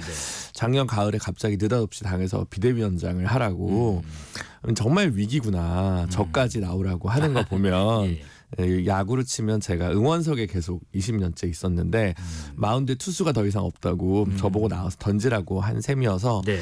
처음에 한 2-3달 하면 된다고 했는데 쏘갔습니다. 책임감을 느끼고 네. 이제 당 대표까지 하게 되고 네네. 의도치 않게 비례대표 이제 6번 후보로 출마하게 돼서 아직은 조금 어색한 감이 좀 있는데 아이고. 그래도 예. 있을 때 잘하라고 하잖아요. 있을 때 잘해야겠다는 예. 생각이 들어서 네. 뛰어들게 됐다 이렇게 말씀드립니다. 자, 정치인으로서 김준우의 강점은 이것이다. 뭐가 있을까요? 사태를 비관하지도 낙관하지도 예. 혹은 뭐 말에 인플레를 하지 않고 좀 내용적으로 차분하게 접근하려고 하는 게 제 강점인 것 같고요. 네네. 예를 들면 뭐 이제 처음에 비대위원장 됐을 때도 총선 뭐 어떻게 할 거냐 이러면서 뭐 그럼 예전에 정치인 분들을 존경하는 노회찬 대표님을 예. 비롯해서 다 심상정 의원님도 그렇고 어쩔 수 없이 마지막에 약간 거짓말을 해요. 마지막에 원내 교섭단체를 뭐 목표로 할 거다 이런 것들 저는 그냥 지난 총선 때 얻었던 표를 다시 얻고 싶다 이렇게 출발했거든요. 조금 더 소통의 리더, 소통 파트너십 예. 리더는 제가 아직 좀 격이 안 맞는 것 같고 파트너 같은 당 대표 이런 것들이 좀 뭐 특색이라면 특색인 것 같습니다. 예. 이번에 녹색정의당 선거에서 지역구 몇 곳에 후보를 내선지도 소개해 주실까요? 저희가 사실은 이번에 많이 못 내서 예. 유권자분들이랑 당원분들한테 되게 송구스럽습니다. 잘 아시다시피 저희가 이번에 인제사관학교에 가지고 신당 창당의 여러 당으로 저희 당의 정치인들이 이적을 많이 했어요. 예. 뭐 한 대여섯 개 정당의 후보 명단에 저희 당 출신들을 발견할 수가 있는 상황까지 됐거든요. 예. 그러다 보니까 인재 유출이 좀 있다 보니까 지난 총선 때 저희가 한 70군데 지역구를 냈었고 그 전에 네. 50군데 냈는데 이번에 20개가 좀 안 되거든요. 그 점 되게 송구스럽게 생각을 하고 네네. 대신에 최대한 한 지역에 한 명씩은 좀 내려고 했으니까 좀 유심히 지켜봐 주셨으면 좋겠고 네. 그렇습니다. 대표님 외에 또 녹색정의당 비례대표 후보분들 또 몇 면을 좀 소개해 주실까요? 저희가 이제 14명이니까 예. 다 소개할 수는 없고 네. 일단은 저희 특징은 노동자 후보, 농민 후보가 직접 있다. 노동자 농민. 네, 그래서 1번은 이제 보건의료노조 위원장을 3번 하신 나순자 위원장님이신데요. 간호사시죠. 예, 예. 이대병원 뭐 이대 간호학과 나와서 이대병원에서 근무하신 건데 30년. 요즘 사실 의료계 인사들이 의대 증원 문제 맞물려 가지고 4년 전에도 코로나 때문에 그렇죠. 의료계 인사가 비례 많이 있습니다. 예, 예. 근데 이제 저희는 보건의료와 노동을 동시에 대표하고 또 다른 당은 되게 의사예요. 그렇죠. 저희는 간호사시고. 시선이 좀 다른 부분이 있다라고 하는 것 같고요. 네. 2번은 이제 청년 후보인데 네. 녹색당 부대표를 했던 허순규 후보인데 아, 네. 안동에서 기초의원에 계속 도전해서 녹색당 이름으로 15% 이상 나왔던 네네. 이제 89년생 청년 후보고요. 3번 이보람이 이제 후보 같은 경우는 영암에 이제 그 3호중공업이 있습니다. 예, 거기 이제 금속노조 조합원인데 네네. 기초의원을 2번 하고요. 도의원도 지역구로 해서 한 번. 12년에 이제 그 지방의원 경력이 있으니까 풀뿌리 여성 노동을 다 갖춘 3박자를 갖춘 3번 후보다라고 말씀드릴 것 같고 네네. 4번은 거리의 변호사 민주노총 법률원장하고 민변 노동위원장 6년 한 권영국 변호사님이 냈고요. 네네. 5번은 전국 여성 농민의 회장을 지내신 제주도 여성 농민 1세대 여성 농민가 김호김 후보. 제가 6번이고요. 6번이시고. 7번은 이제 여성 청년 후보인 문정은 후보고요. 8번은 8번까지만 하겠습니다. 예. 왜냐하면 8번이 저희가 인재영입 1호인데 네. 왜 8번이냐? 사실은 끝번을 하시겠다고 들어오셨는데요. 초대 국립기상과학원 원장인 조천호 박사님이 이제 나서고 계십니다. 네. 그런데 이제 지금 좀처럼 네. 녹색정의당의 지지율이 좀 안 오르는 것 같다 네. 이런 분들이 있어요. 특히 맞습니다. 서민들의 입장에서 필요한 정책을 내놓고 있는데도 지지율이 생각보다 좀 답보 상태다. 그 이유 어디 있다고 보세요? 사실은 선거는 구도가 7할 8할인 것 같은데 사실 뭐 이제 선거 막판이니까 조금 더 솔직한 말씀을 드리면 네. 저희가 이제 그 국민의힘, 민주당 그리고 이제 민주당의 이제 비례위성연합정당 그 다음에 이제 이낙연 총리랑 이준석 대표가 개혁신당이 힘을 합쳤을 때 그리고 저희 이렇게 4자 구도였을 때 오히려 지지율이 더 높았습니다. 네. 근데 오히려 이낙연 총리가 나가시고 그렇죠. 그다음에 조국 대표님이 등판하셔서 6자 구도가 되니까 언론 노출 빈도도 상대적으로 좀 빈약해졌어요. 뉴스에서 사라지니까 네. 지지율이 같이 좀 빠지는 장면이 있었거든요. 근데 선거가 공식 들어가니까 각 언론사에서 보도 준칙에 따라 저희를 다시 이제 노출시켜주면서 좀 반등세가 됐는데 네. 중간에 보면 저희가 공천 파동이 없어요. 막말 후보도 없고 불법 증여 후보도 없고 불법 대출 후보도 없고 전관 예우 변호사 후보도 없고 네. 노이즈가 없으니까 오히려 기사거리가 사라지는 이 기현상이 아이러니하네요. 네. 저희를 좀 발목을 잡았던 게 있는데 최근에 이제 각종 너무 검증이 안 된 후보들이 난무하다 보니까 저희 비례 명단을 꼼꼼히 봐주시고 좋게 평가해 주시는 이제 칼럼들이나 이런 것들이 우후죽순 늘어나고 있어서 반등의 기회로 삼고 있습니다. 컴백 91님 저는 정의당의 마음을 돌렸었는데 김준우님 때문에 그래도 응원을 보내게 됐어요라고 문자 주셨습니다. 제가 파견한 작전 세력은 아닙니다. 예. 어제는 광화문 광장에서 네. 대표님 포함해서 녹색정의당 지도부분들이 유권자분들에게 5번의 큰 절을 하면서 한 번만 더 기회를 주십시오. 이렇게 호소를 하셨는데 그때 심정 어떤 심정이셨어요? 굉장히 절박하고 백척간두의 마음으로 했는데요. 사실은 선거 시작하는 첫날 고향에서 3번 절을 했어요. 3배를. 근데 모르시더라고요. 그러니까 이 정도로 절 뭘 해도 모르세요. 그래서 유권자분들은 사전투표 전날 마지막으로 저희가 당당하지만 적어도 거대 양당에게 부끄럽진 않지만 시민분들한테는 반성하고 성찰하는 모습을 좀 보여드려야겠다라고 생각을 들어서 심상정 대표님이랑 같이 여러 후보들 지도부랑 같이 호소하는 의미에서 또 탄핵을 앞장섰던 저희 당이 정권 심판에 앞장서겠다는 의미에서 광화문에서 이렇게 절을 드리게 됐습니다. 예. 광화문 현장에서 또 그런 말씀도 하셨더라고요. 초심으로 돌아가겠다. 누구도 들어주지 않는 목소리를 저희가 듣겠다. 이런 말씀도 하셨는데 자, 녹색정의당의 주요 정책들 뭐 간략하게 좀 소개해 주실까요? 저희가 너무 많은데 오히려 그런 말씀 드리고 싶어요. 너희가 해도 돼? 5, 6 가지고 너희 정책 좋은 거 아는데 근데 저희가 민주노동당부터 또 거슬러 오면 저희가 뭐 무상급식, 무상의료, 무상교육 얘기했을 때 그때는 저희가 의석이 뭐 많았습니까? 그래 많을 때 봐 10석 이런 건데 저희는 결국 시민들의 힘으로 그 의제를 가지고 와서 여의도에서의 교두보가 되고 그래서 거대 양당을 멱살 잡고 끌고 와서 한국 사회에 새로운 상식을 만들었다고 생각하거든요. 저희의 의제는 늘 몽상적이라고 평가받지만 결국은 새로운 상식이 됐다고 생각하고 지금 저희의 정책들 너무 많습니다만 그것들이 결국은 가까운 미래에 올 거고 저희가 한 석 더 늘어날 때마다 그 미래가 오는 시간이 더 당겨지지 않을까라고 생각하고 있습니다. 이거는 기존의 포트폴리오를 보시면 확인할 수 있는 거니까 허언이 아닙니다. 예. 특히 그 내용 중에서 그런 내용도 있더라고요. 전세 사기 피해자 구제 관련해서 현 정부의 특별법에 있어서 좀 보완이 필요하다. 이런 의견이신지 궁금하네요. 네, 이제 사실 지난주에 전세 사기 피해자 대책위, 전국 대책위의 주요 간부들의 집단 입당식이 한 25분 정도 입당식이 있었어요. 이분들이 지금 뭐 공천 받으려고 온 잡은 것도 아니고 정치적으로 뭐 특권이 아무것도 안 생기잖아요. 근데 왜 그러냐면 저희가 전세 사기 피해 특별법을 처음 발의했거든요. 예. 그래서 저희가 끌고 나가서 결국 이 법이 이제 만들어졌습니다. 그러다 보니까 그러니까 이분들은 뭐 대구 대책위원장님도 있고 제주 대책위원장님도 있고 부산 분도 있고 전국 각지인데 원래 뭐 국민의힘 당원이었던 분들도 있고 네. 뭐 민주당 지지자분들도 당연히 있었겠죠. 근데 자기네들이 겪어보니까 진짜 사회적 약자를 위해 헌신하는 정당이 여기밖에 없고 이 당이 없어지면 안 되겠다는 마음으로 이제 입당을 해주신 거고요. 예. 다주택자가 많은 정당과 전세 피해자 임차인들의 이제 권리를 옹호할 정당의 세계관이 나뉜다고 저는 생각하고 지금 일단 그 선구제 때문에 예. 매입을 공공의 자금으로 그 주택을 하고 임대를 다시 놓고 그래서 이제 그와 관련된 구상이나 이런 건 정부 공공에서 책임지는 네네. 그 방안을 이제 강력하게 주장하고 있는 거죠. 예. 3276님이요. 기후 위기에 목소리 내주세요 하시네요. 네. 저희 선거 슬로건이 기후를 살립니다. 예. 진보를 지킵니다. 정권 심판 정의롭게거든요. 예, 예. 기후 문제야 뭐 저희 굉장히 진심이고 해야 될 일이 너무 많은데 일단 핵발전소 확대를 좀 막고 재생에너지 전환을 좀 앞당기는 국제적 트렌드에 맞추도록 정치권을 견인할 생각입니다. 예. 5150님, 저는 당을 떠나서 국민이 원하는 입법 활동, 또 국민을 위한 진정성 있는 정치를 하는 분이 당선되길 바랍니다. 의견 주십니다. 지금 민주당의 정권 심판론, 이른바 네. 정권 심판론에 대응하는 어떤 녹색 정의당만의 눈에 띄는 아젠다가 없는 것 같다, 이런 일부 비판도 있는데 여기에 대한 의견은 어떠세요? 그러니까 저희는 사실 이제 목소리를 꾸준히 내는데 네. 이제 이게 언론 노출도가 아무래도 좀 적다 보니까 제가 좀 반복해서 말씀을 드릴 수밖에 없는데 네, 네.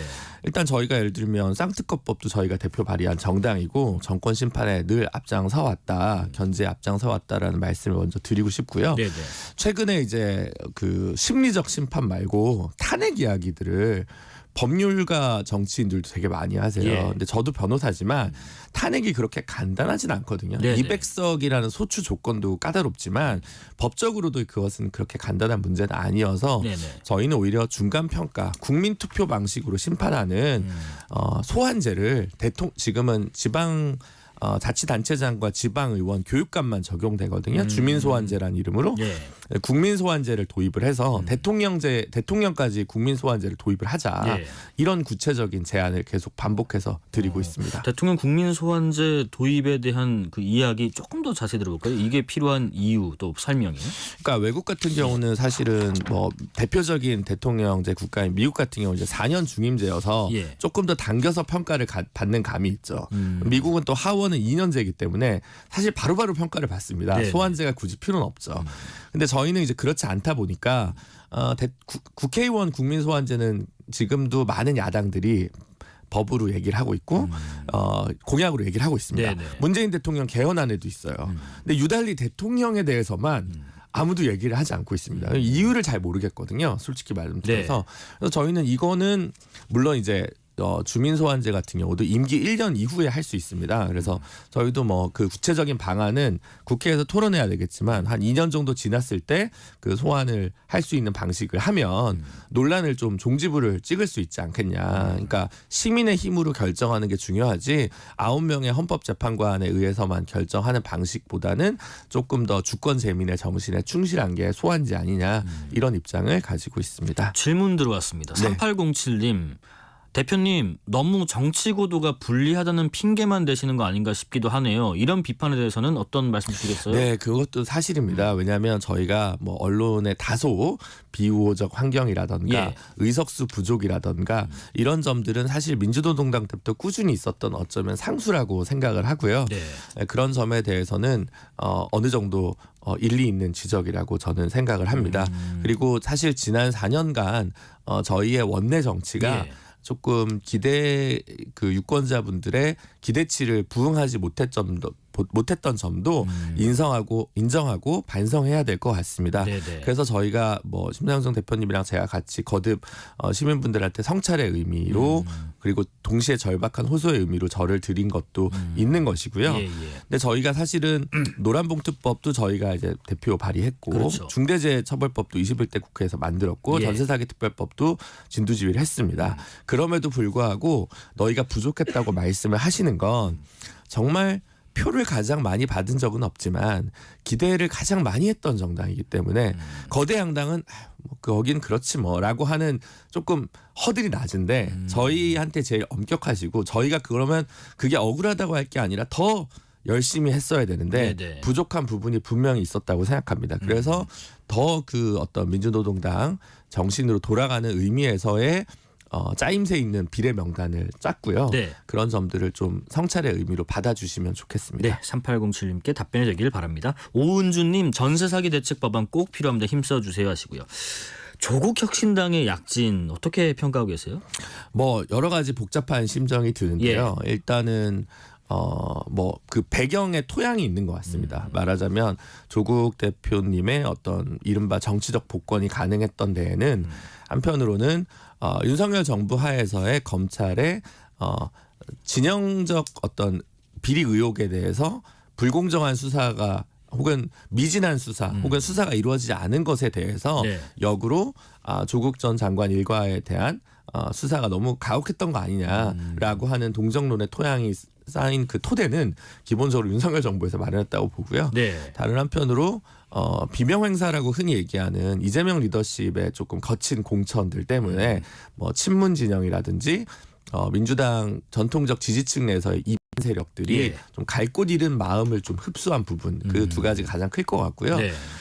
저희 당을 포함해서 또는 제3지대라고 불리우는 뭐 이낙연 총리의 새로운 미래나 이준석 대표의 개혁신당이 좀 지지부진하면서 제3지대나 어떤 새로운 대안에 대한 열망들 이런 세 가지의 어떤 반사체들이 좀 모이면서 정치권에서 흔히 생각했던 것보다 혹은 조국 혁신당 스스로가 생각했던 것보다 훨씬 많은 지지율로 좀 흡수된 부분이 있지 않나라는 네네. 생각이 있어서 각 정치 세력의 일정한 반성을 필요로 하게 하는 시사하게 하는 대목이 분명히 있다고 생각합니다. 조국 대표가요. 그 조국 혁신당 공약의 양대 기둥 중 하나는 제7공화국 건설이다 이렇게 밝혔는데 국회의원 과반수 발의 또 재적의원 3분의 2 찬성이 필요해요. 이 개헌 카드 변호사로서 또 이번에 조국 혁신당이 이런 개헌 카드에 대해서 어떤 평가를 하신다면요? 그러니까 저는 신년사에서 7공화국을 얘기한 사람이니까 개헌에 대해서는 당연히 찬성을 하는 입장이고요.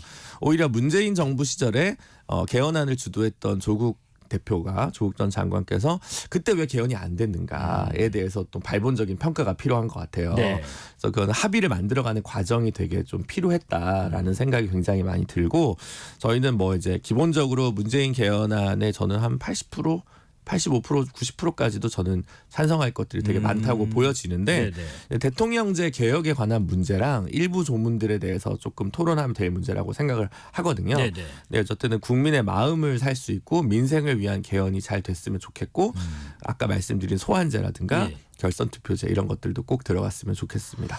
어제 그 윤석열 대통령 그리고 전공희 대표 간의 비공개 회동이 있었는데 이 내용이 뭐 알려지고 있죠. 여기에 대해서 좀 평가 들어보겠습니다.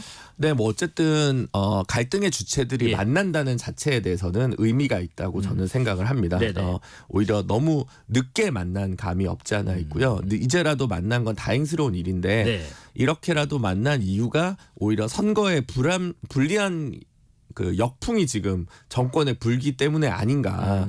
시작부터 어떻게 보면 선거를 의식한 시점이었고 예. 이 만남조차 역풍을 의식한 시점이 아닌가 싶어서 보건의료에 있어서 굉장히 중요한 문제를 네. 너무 정무적으로 다룬 수사하듯 정치를 하거나 통치를 하는 정부의 태도에 기본적으로 문제가 있다고 보고요. 그래서 만남의 어떤 진정성 차원에서 뭐 네, 아니, 여태까지 오는 과정 자체가 네네. 굉장히 좀 아프다는 생각이 들고 물론 대책 없이 강공으로 나가는 의료계도 예. 분명 비판받아야 된다고 생각합니다. 그래서 어쨌든 지금 정의정 갈등, 뭐 정의 갈등과 네. 관련해서 조속하게 좀 문제 해결을 필요로 한데 저희가 사실은 한 달 전에 네. 매주 촛불 집회를 했었어요. 네네. 사회적 국민적 공론화위원회를 통해서 이 문제를 해결해야 된다.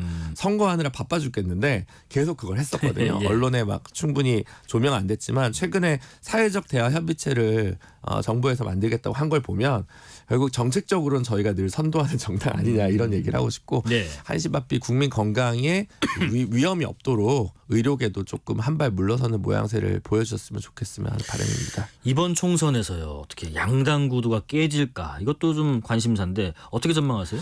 현재로서는 지역구에서 소선거구가 압도적 비율을 차지하고 있는 상황에서 양강 구도 붕괴는 사실 실상 쉽지 않다고 생각을 하고요. 네네.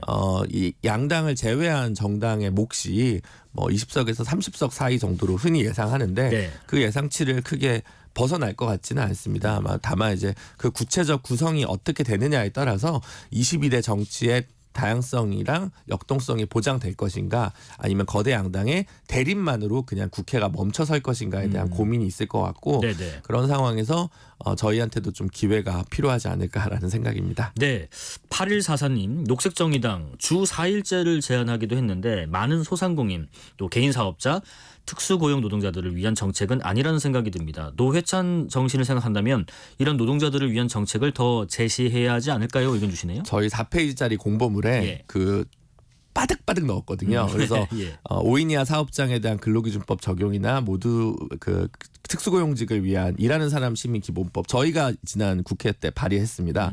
이미 저희가 5인 이하 미만 사업장도 21대 때 발의를 했거든요. 예. 뭐 민주당이랑 국민의힘이 협조를 안 해서 못 만든 건데 네. 그 공약은 그 공약대로 있고 노동시간 단축은 노동시간 단축대로 있는 공약이라는 점을 좀 말씀드리고 싶습니다. 네, 공보물에 자세히 적혀 있다고 하니까 한번 참고해 보시고요. 자, 어쨌든 내일까지 사전투표가 진행되고요. 다음 주 수요일에 본투표 앞두고 있습니다. 얼마 안 남았죠. 청취자 여러분께 마지막으로 당부 말씀 전해주시면 되겠습니다. 말씀드렸지만 아까 저희는 한국 사회에 새로운 상식을 만들어 온 정당이고 다른 당에 한 석 더 붙이는 것보다 저희 당의 한석이 그 변화를 더 앞당겨 온 것이 지난 20년의 역사라고 생각합니다. 저희가 여기서 멈추지 않을 수 있도록 다시 한번 간절히 쳐다봐 주시고 저희가 위성정당 안 들어갔잖아요. 저희는 진보의 원칙을 지켰습니다. 녹색정의당을 지켜주십시오. 네네. 이제 홍대로 가셔야 되네요. 네. 여기까지 말씀 듣겠습니다. 지금까지 김준우 녹색정의당 대표이자 상임선대위원장이었습니다. 고맙습니다. 감사합니다. 실시간 교통정보 알아보겠습니다. 교통정보센터 서휘영 리포터 나와주세요. 네, 이 시각 교통정보입니다. 오늘부터 나들이 떠나는 차량들이 많아서요. 고속도로 위로는 양방향에서 정체 보입니다. 경부고속도로 경계권에서는 죽전 휴게소에서 한남 사이 양쪽으로 교통량이 많고요. 서울 방향은 충청권에서 북천안부터 난성 분기점까지 20km 정체 이어집니다. 부산 쪽도 천안 분기점에서 회덕 분기점까지 가다서다 반복됩니다.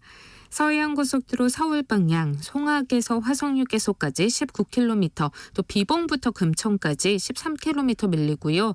나란히 가는 평택 시흥고속도로 시흥 쪽은 조함에서 시작된 정체가 남한산까지 길게 이어집니다. 영동고속도로 강릉 쪽 서안산과 반월터널부터 속도 내려가고 인천 쪽은 양재에서 서창 분기점 사이 총 30km 이상 정체입니다. 중앙고속도로 부산 방향은 가산에서 동명호 부근까지 또 대관 분기점에서 삼라까지 각각 정체입니다. 사고 구간도 있습니다. 당진 대전고속도로 대전 방향 화흥터널 1차로에 사고 나서 현재 처리 중이고요. 지나서 해월터널에서 호계터널 사이 밀리고 또 유성터널부터도 속도 내려갑니다.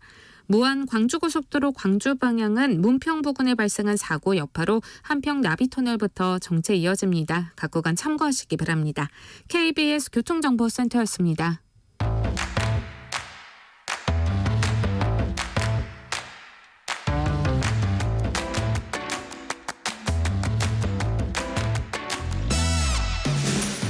파고 또 파고 골라서 엄선한 뉴스만 전해드립니다. 파파뉴 코너. 오늘은 박유진 애증의 정치클럽 에디터와 함께합니다. 안녕하십니까? 네, 안녕하세요. 애증의 정치클럽 박유진 에디터입니다. 네, 오늘 중앙재난안전대책본부에서 의료개혁 관련해서 추가적인 입장을 내놨죠. 내용 좀 들어보겠습니다.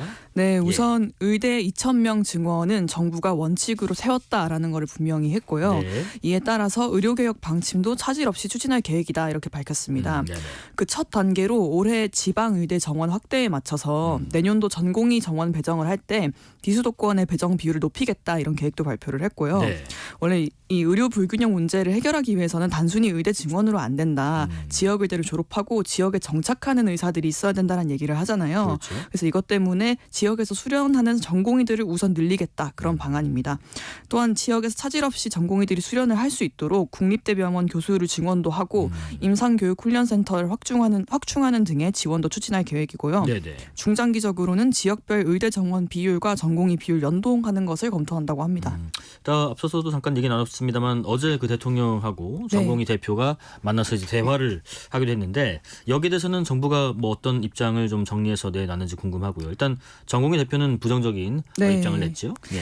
한덕수 총리는 앞으로도 대화를 지속하기 위해서 노력하겠다 이런 의지를 표명을 했고요. 이제 막 대화의 물꼬를 텄으니까 이제 유연하고 원칙을 지키는 그런 대화를 계속하겠다. 네. 정부의 선의를 믿고 좀 나와달라 이렇게 호소를 했습니다. 내용이 좀 알려주면 좋을 텐데 그렇지는 않고 있네요. 네, 이제 대화 내용을 공개하지 않는 거에 대해서 안 그래도 좀 비판이 있었는데요. 이건 또 전공의 측을 보호하기 위해서다 이렇게 얘기를 했습니다. 또 정부랑 대화하려는 의사들이 또 의사들 집단 안에서 좀 내부의 적 이렇게 몰릴 수도 있잖아요. 그래서 추진 중인 소통이 일정이 있어도 좀 밝히기 어렵다 이렇게 설명을 했었습니다. 또 이제 전공의 처우 개선 언급도 있었죠. 대화 의지의 어떤 진정성을 보여주기 위한 것이 아니었나 싶습니다. 네, 그렇습니다. 현재 의료 시스템이 사실 전공의들에게 많은 희생을 요구하고 있다 이걸 인정을 하면서 수련 여건의 개선을 약속을 했어요. 전공의 수련 비용의 국가 책임제를 실시해서 수련 비용 지원도 확대를 하고 특히 필수 의료과의 전공의 지원은 더욱 늘리겠다 이런 내용입니다. 또 전공의들의 과도한 근무 시간 문제도 있잖아요. 그렇죠. 연속 근무 시간. 네, 여기에 대해서도 계산안을 내놨는데요. 원래 전공의의 연속 근무 시간이 36시간인데 이걸 감축하기 위한 시범 사업을 5월부터 시작을 하고요. 주 80시간이었던 근무 시간도 앞으로 단축을 논의하겠다라고 밝혔습니다. 그리고 또 미복귀 전공의들을 어떻게 처분할 것이냐도 중요한 쟁점이잖아요. 그렇죠. 여기에 대해서는 이제 지난 24일에 윤석열 대통령이 한덕수 총리에게 유연한 처분을 요청을 했다고 알려졌었죠. 이에 따라서 아직 구체적인 대안은 나오지 않았지만 그래도 정부가 처분을 계속 보류를 하고 있고요. 박민수 보건복지부 2차관에 따르면 특별한 사정이 없으면은 현 상태가 지속될 것이라고 합니다. 하여튼 좀 어렵게 대화가 시작됐는데 입장차가 좀 있더라도 앞으로도 좀 창구를 좀 열어두고 소통을 이어가면 하는 바람입니다. 비상진료 체계 혹시 운영에도 변화가 있나요? 네, 중대본에 따르면 아직 비상진료 체계는 잘 운영되고 있다고 평가가 되는데요. 그래도 계속해서 지속적인 보강에 나서고 있어요. 정부가 이제 1차로 파견했던 공보위와 군의관들의 파견 기간을 연장을 하기로 했습니다. 네, 오는 7일자로 파견 기간이 종료가 되거든요. 그래서 지금 총 154명이 파견이 되어 있는데 그중에 110명은 기간을 한 달 연장을 하고 44명을 교체를 합니다. 아울러 어제부터는 암진료협력병원을 지정을 해서 운영을 하고 있어요. 이제 암진료 역량이 높은 병원을 선정을 해서 상급 종합병원과 협력 체계를 좀 강화를 하고 암 분야에 좀 특화된 협력 진료를 제공을 하겠다 그런 방안입니다. 지난해 6월에 정부가 교육개혁의 일환으로 사교육 카르텔의 근절을 얘기했었습니다. 사교육업계가 교육 관계자들과 결탁해서 또 사교육을 조장하는 것을 좀 막자 뭐 이런 내용이었던 것 같은데요. 이 관련해서 경찰이 사교육업체에 문항을 공급했다는 의혹을 받는 교사들을 압수수색했어요. 네. 관련된 전 현직 교사들의 주거지에서 압수수색을 실시를 했는데요. 청탁금지법 위반, 업무 방해 이런 혐의가 적용이 됐습니다. 이 수사는 감사원의 요청에 따라서 이뤄진 건데요. 감사원이 지난달에 사교육 카르텔 의혹과 관련돼서 감사 결과를 발표한 바가 있어요. 이 내용을 보면 수능이나 수능 모의고사 출제 경력이 있는 현직 교사들이 사교육 업체에 문항을 거래한 사실을 확인을 했다고 합니다. 그래서 교원과 학원 관계자 56명에 대한 수사를 지금 경찰에 요청을 했고요. 경찰이 압수수색 자료를 통해서 정말 실제로 돈을 받고 문항을 팔았는가, 공급한 사실이 있는가 이걸 확인할 계획이라고 합니다. 감사원에 따르면 이런 사례도 있다고 해요. 어떤 사례요? 그 수능 출제를 하게 되면은 그 교사들이 합숙을 하잖아요. 그 합숙에서 만난 교사 8명을 포섭을 해서 2019년부터 올해 5월까지 수능 경향을 반영한 모의고사 문항을 2,000여 개나 거래를 했고 이걸 통해서 6억 원 정도를 받았다고 합니다. 지금 뭐 수사 상황을 보니까 수능 출제 체계 그리고 사교육업체 공모가 생각보다 좀 더 조직적으로 이루어진 것 같아요. 네, 그렇습니다. 이제 구체적인 정황들이 드러나니까 교육부에서도 예상보다 훨씬 이게 광범위하다 그런 걸 밝히고 있어요. 평가원에서는 이제 사설 모의고사와 중복 여부를 검증을 하잖아요. 그런데 이럴 때 특정 강사의 모의고사를 합리적인 이유 없이 검증 대상에서 제외를 하고 그런 사건도 밝혀졌거든요. 이 평가원이 수능 출제를 검증하는 사실 마지막 마지막 관문인데 여기서도 의도적인 구멍을 만들 수 있다는 게 밝혀져서 정말 이게 조직적으로 이루어지고 있구나 이런 게 확인이 됐고요. 지금 그래서 수능의 신뢰도도 좀 타격을 입을 수밖에 없는 상황입니다. 예, 어쨌든 뭐 엄정하게 수사해서 또 처벌할 사람은 처벌을 해야겠지만 이 수능과 모의 평가의 문제 출제 시스템 이것도 좀 한번 검토해봐야 되지 않을까 싶은데 어떤 조치가 필요할까요?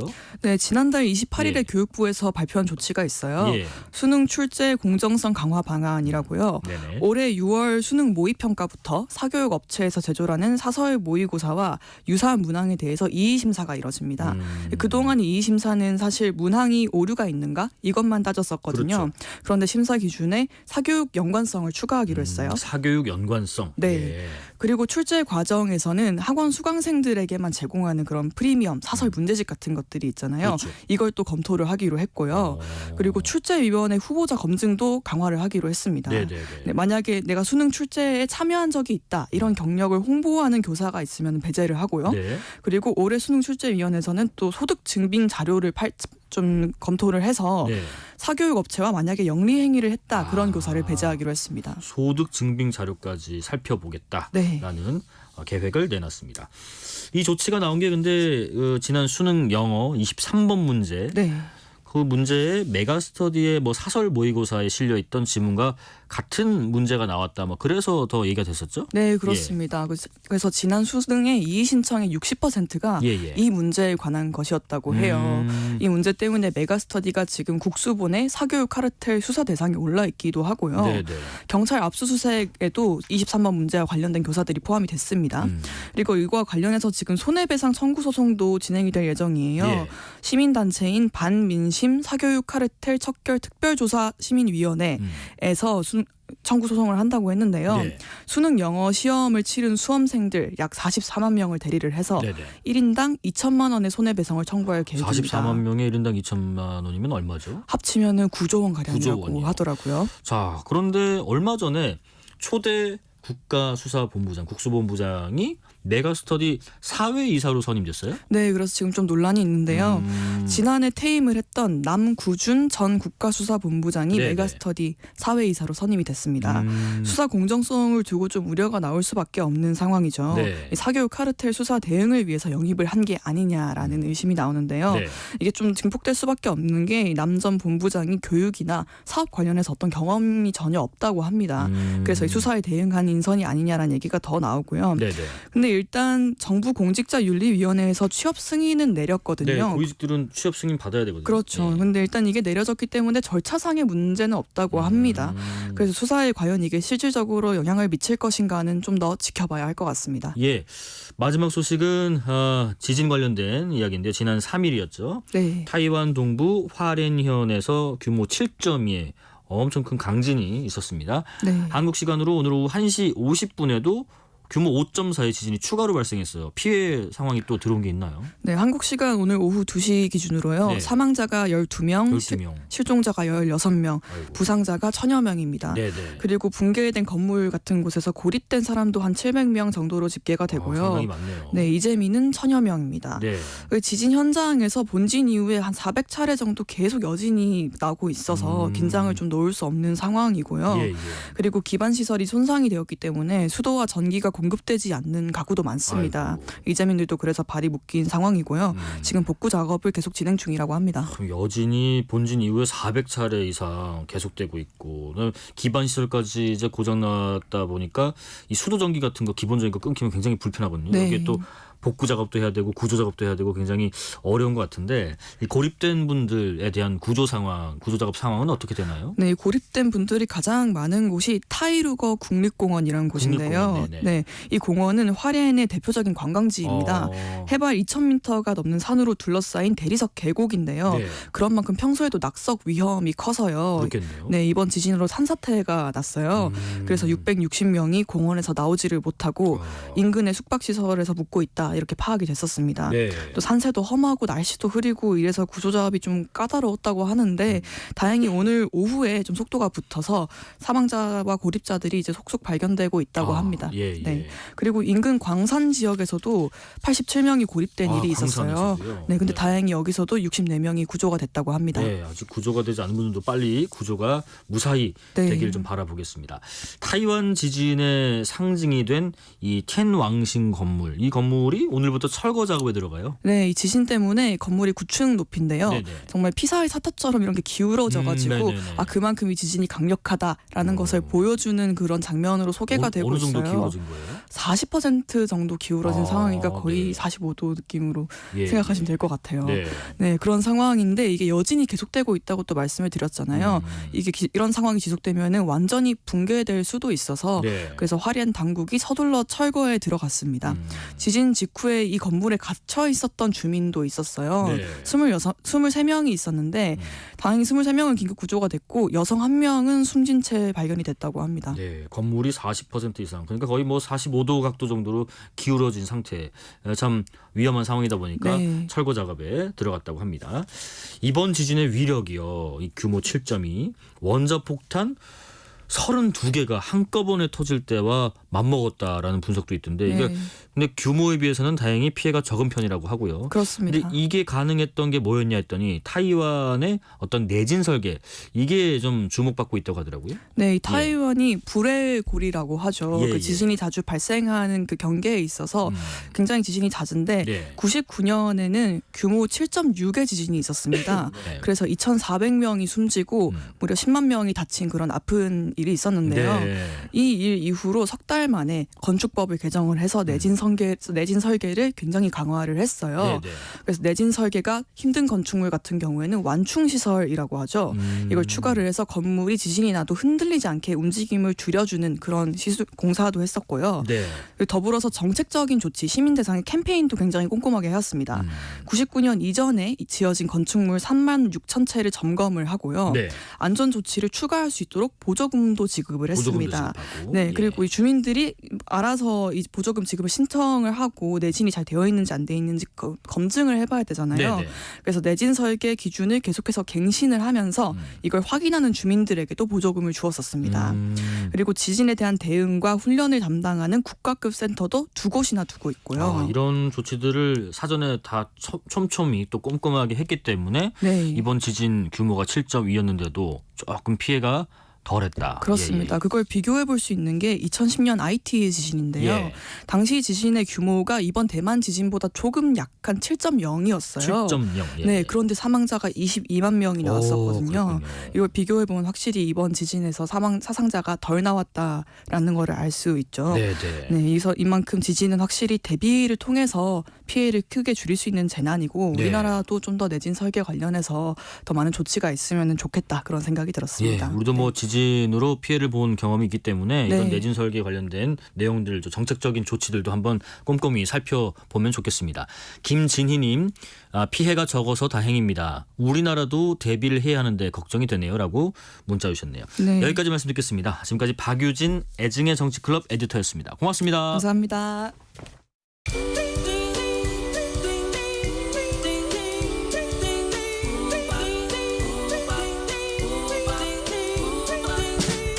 오늘 하루 뉴스를 정리해주는 다정한 편지 한 통. KBS 1라디오 뉴스레터 K.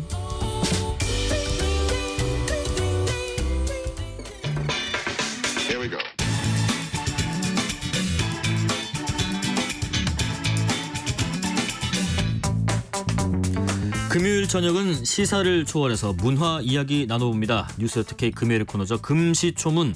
어디 가도 못 듣는 문화 이야기 전해주실 박희아 대중문화평론가 모셨습니다. 안녕하십니까? 네, 안녕하세요. 네.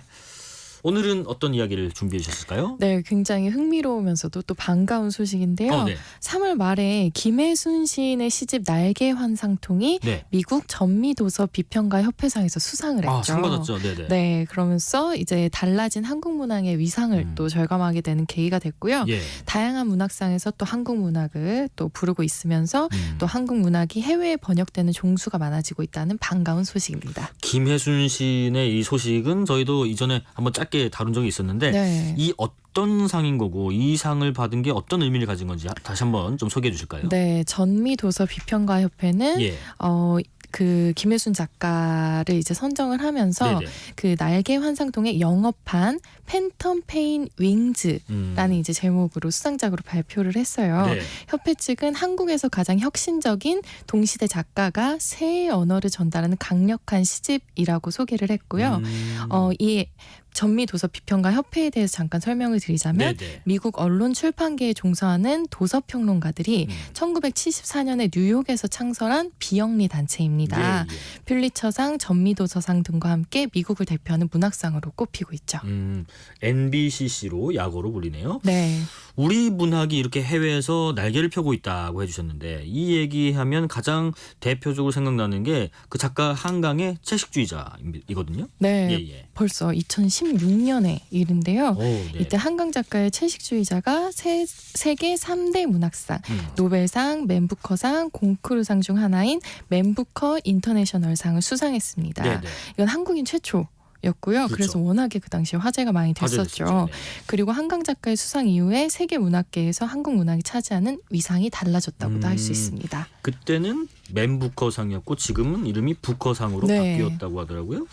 여기에 지금 우리나라 문학 작품들이 꾸준히 수상 후보로 오르고 있네요. 네, 예. 2022년에는 정보라 작가의 저주토끼. 저주토끼. 네, 그리고 박상영 작가의 대도시의 사랑법이 또 후보에 올랐었고요. 예. 작년에는 천명관 작가의 고래가 또 최종 후보에 오르기도 했습니다.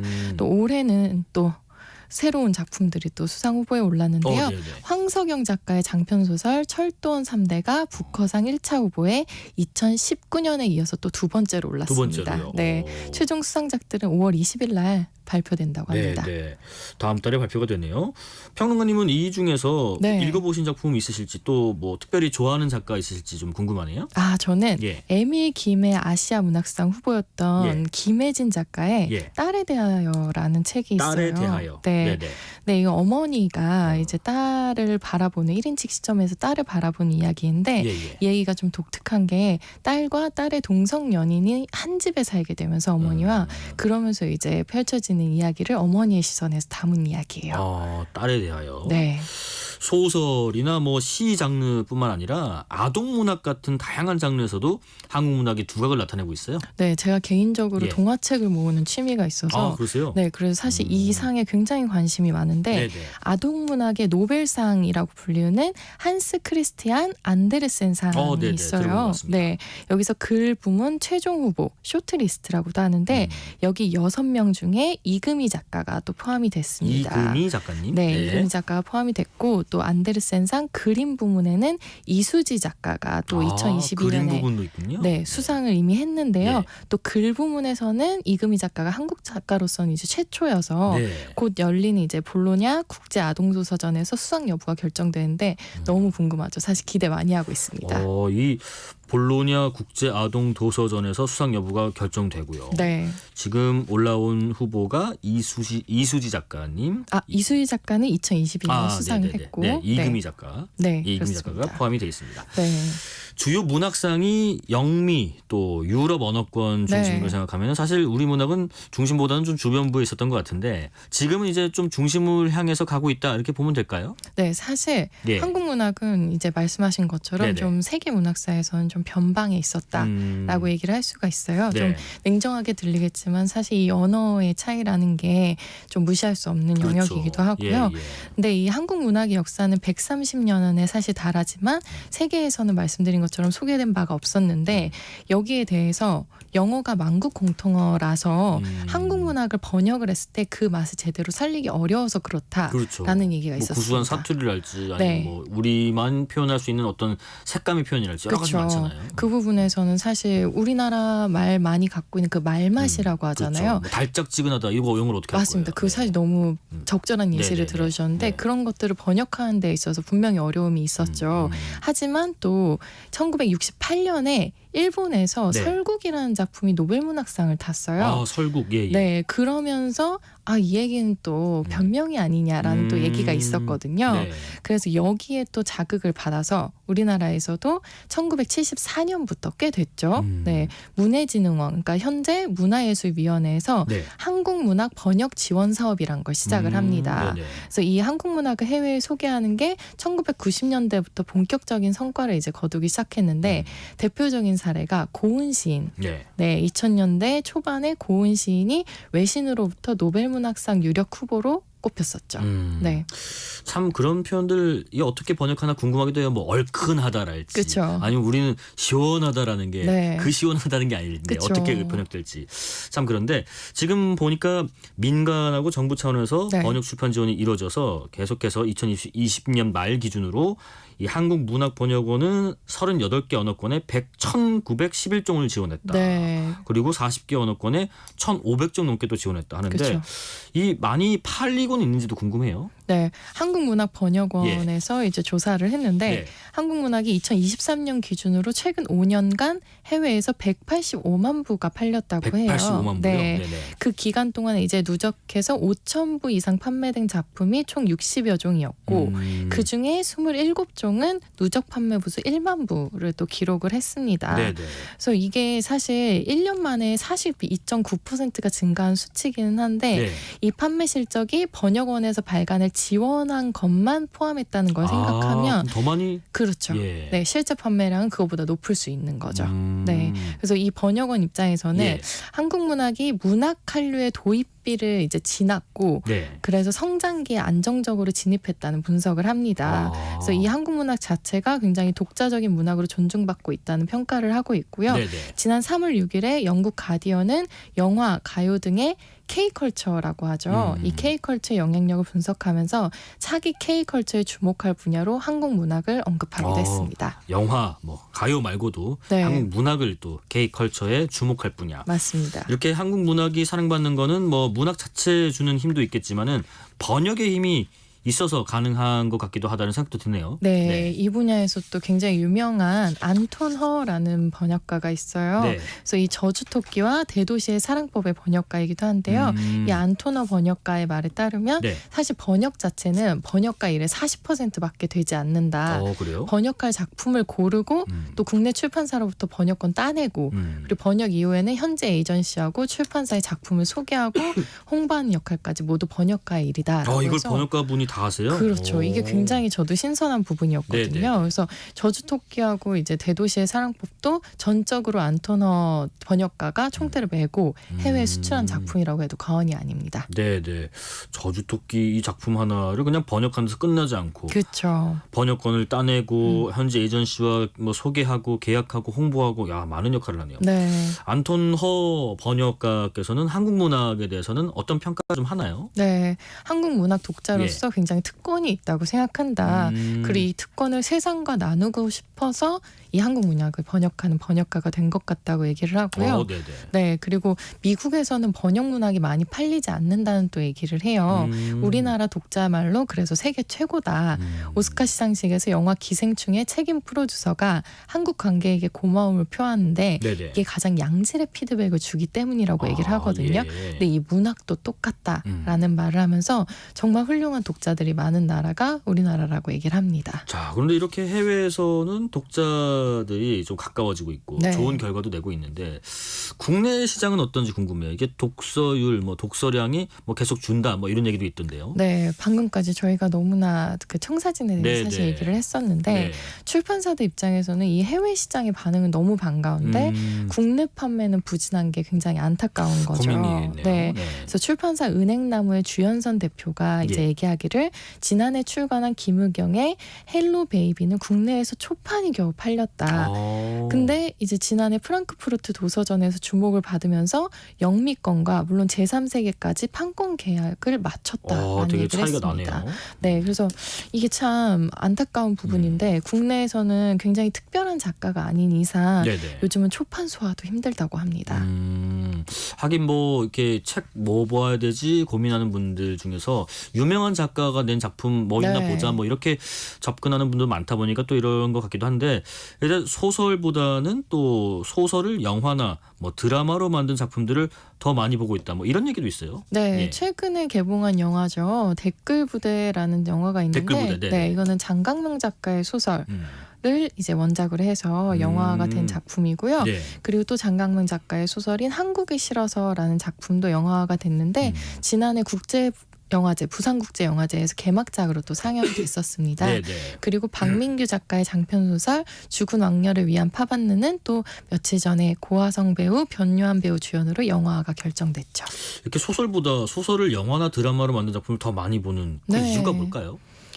이게 예전에 저희가 예. 스페드업에 대해서 얘기를 예, 한번 했었잖아요. 다루셨죠. 네, 기억나시죠? 예, 예. 그때 속도를 빠르게 해서 음악을 듣는 일과 그리고 배속으로 작품을 감상한다 이런 얘기를 했었는데 네네. 이때 저희가 했던 얘기가 작품이 아니라 콘텐츠를 소비한다라는 얘기를 했었어요. 네네네. 근데 출판계에서도 이런 비슷한 이야기를 하게 되는 거죠.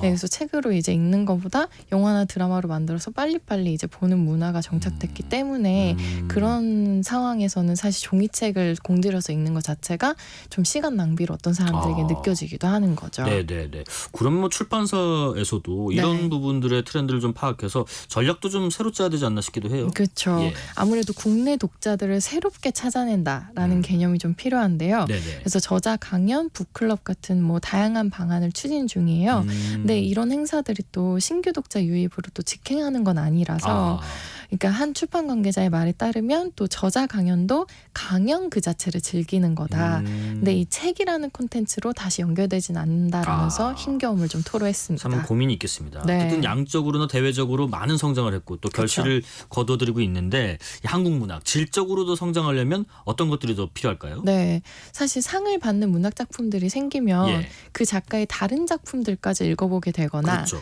네, 또 함께 언급되는 작가의 작품들도 보게 되죠. 그러면서 이제 낙수 효과라는 게 또 생기게 되는데 맞아요. 이 측면을 굉장히 잘 이용해야 질적 성장이 가능할 거라고 보여요. 그래서 출판 업계에서도 이런 순간순간을 놓치지 않고 좋은 작품들을 소개할 수 있도록 계속 치열하게 준비를 해야 할 것 같고 네. 국가 차원에서의 지원 사업도 적극적으로 활용을 하고 있으니 이제 문화예술 관련 지원 예산을 좀 늘리는 것도 방법이라고 생각합니다. 네네. 하긴 뭐 서점 가면은 아까 말씀하신 것처럼 그 낙수 효과 하셨는데 뭐 누구 작가 특집 코너 이렇게 딱 만들어서 네, 쭉 맞아요. 진열해 놓기도 하고 네. 그러면서 이 책이 재밌었으면 다른 책도 한번 보고 싶고 뭐 이런 그쵸. 것도 많이 좀 하는 것 같고 문학상 하면은 신춘문예 뭐 이상문학상 네. 떠오르는데 올해 뭐 현황이나 뭐 눈에 띄는 작품이 있을까요? 네, 올해 이상문학상 벌써 47회를 맞았는데요. 네. 대상의 소설가 조경란 작가의 일러두기가 선정이 됐어요. 네. 이 내용 간단히 말씀드리면 네네. 대도시 변두리 동네에서 아버지로부터 물려받은 복사집을 운영하는 재서라는 인물과 길 건너에서 반찬 가게를 하는 미용이라는 인물이 서로를 조금씩 알아가면서 소통하게 되는 내용입니다. 그래서 굉장히 각박한 현실의 이면에서 좀 여러 인물들의 내면 의식이 변화하는 모습을 섬세하게 다뤘다는 평가를 받았죠. 네. 5150님 오늘 방송 듣고 나니 독서 많이 해야겠다는 생각이 드네요. 작가들에게 국가가 많이 지원해줘야겠어요 합니다. 여기까지 말씀 듣겠습니다. 지금까지 뉴스레터 K 금요일 코너 금시초문 박희아 대중문화평론가와 이야기 나눴습니다. 고맙습니다. 감사합니다. 오늘 뉴스레터 K 여기까지입니다. 금시초문 코너에서 세계가 함께 읽는 한국 문학 이야기 해봤는데요. 오늘 끝곡으로 9회 문학소년 들으면서 문을 닫아보겠습니다. 커피 쿠폰 받으실 분들 뉴스레터 K 홈페이지를 확인해 주시고요. 오늘도 여러분과 함께 세상을 읽어봤습니다. 지금까지 뉴스레터 K KBS 김용준이었습니다. 고맙습니다. 한 구석 모래 구름 속 올 것 같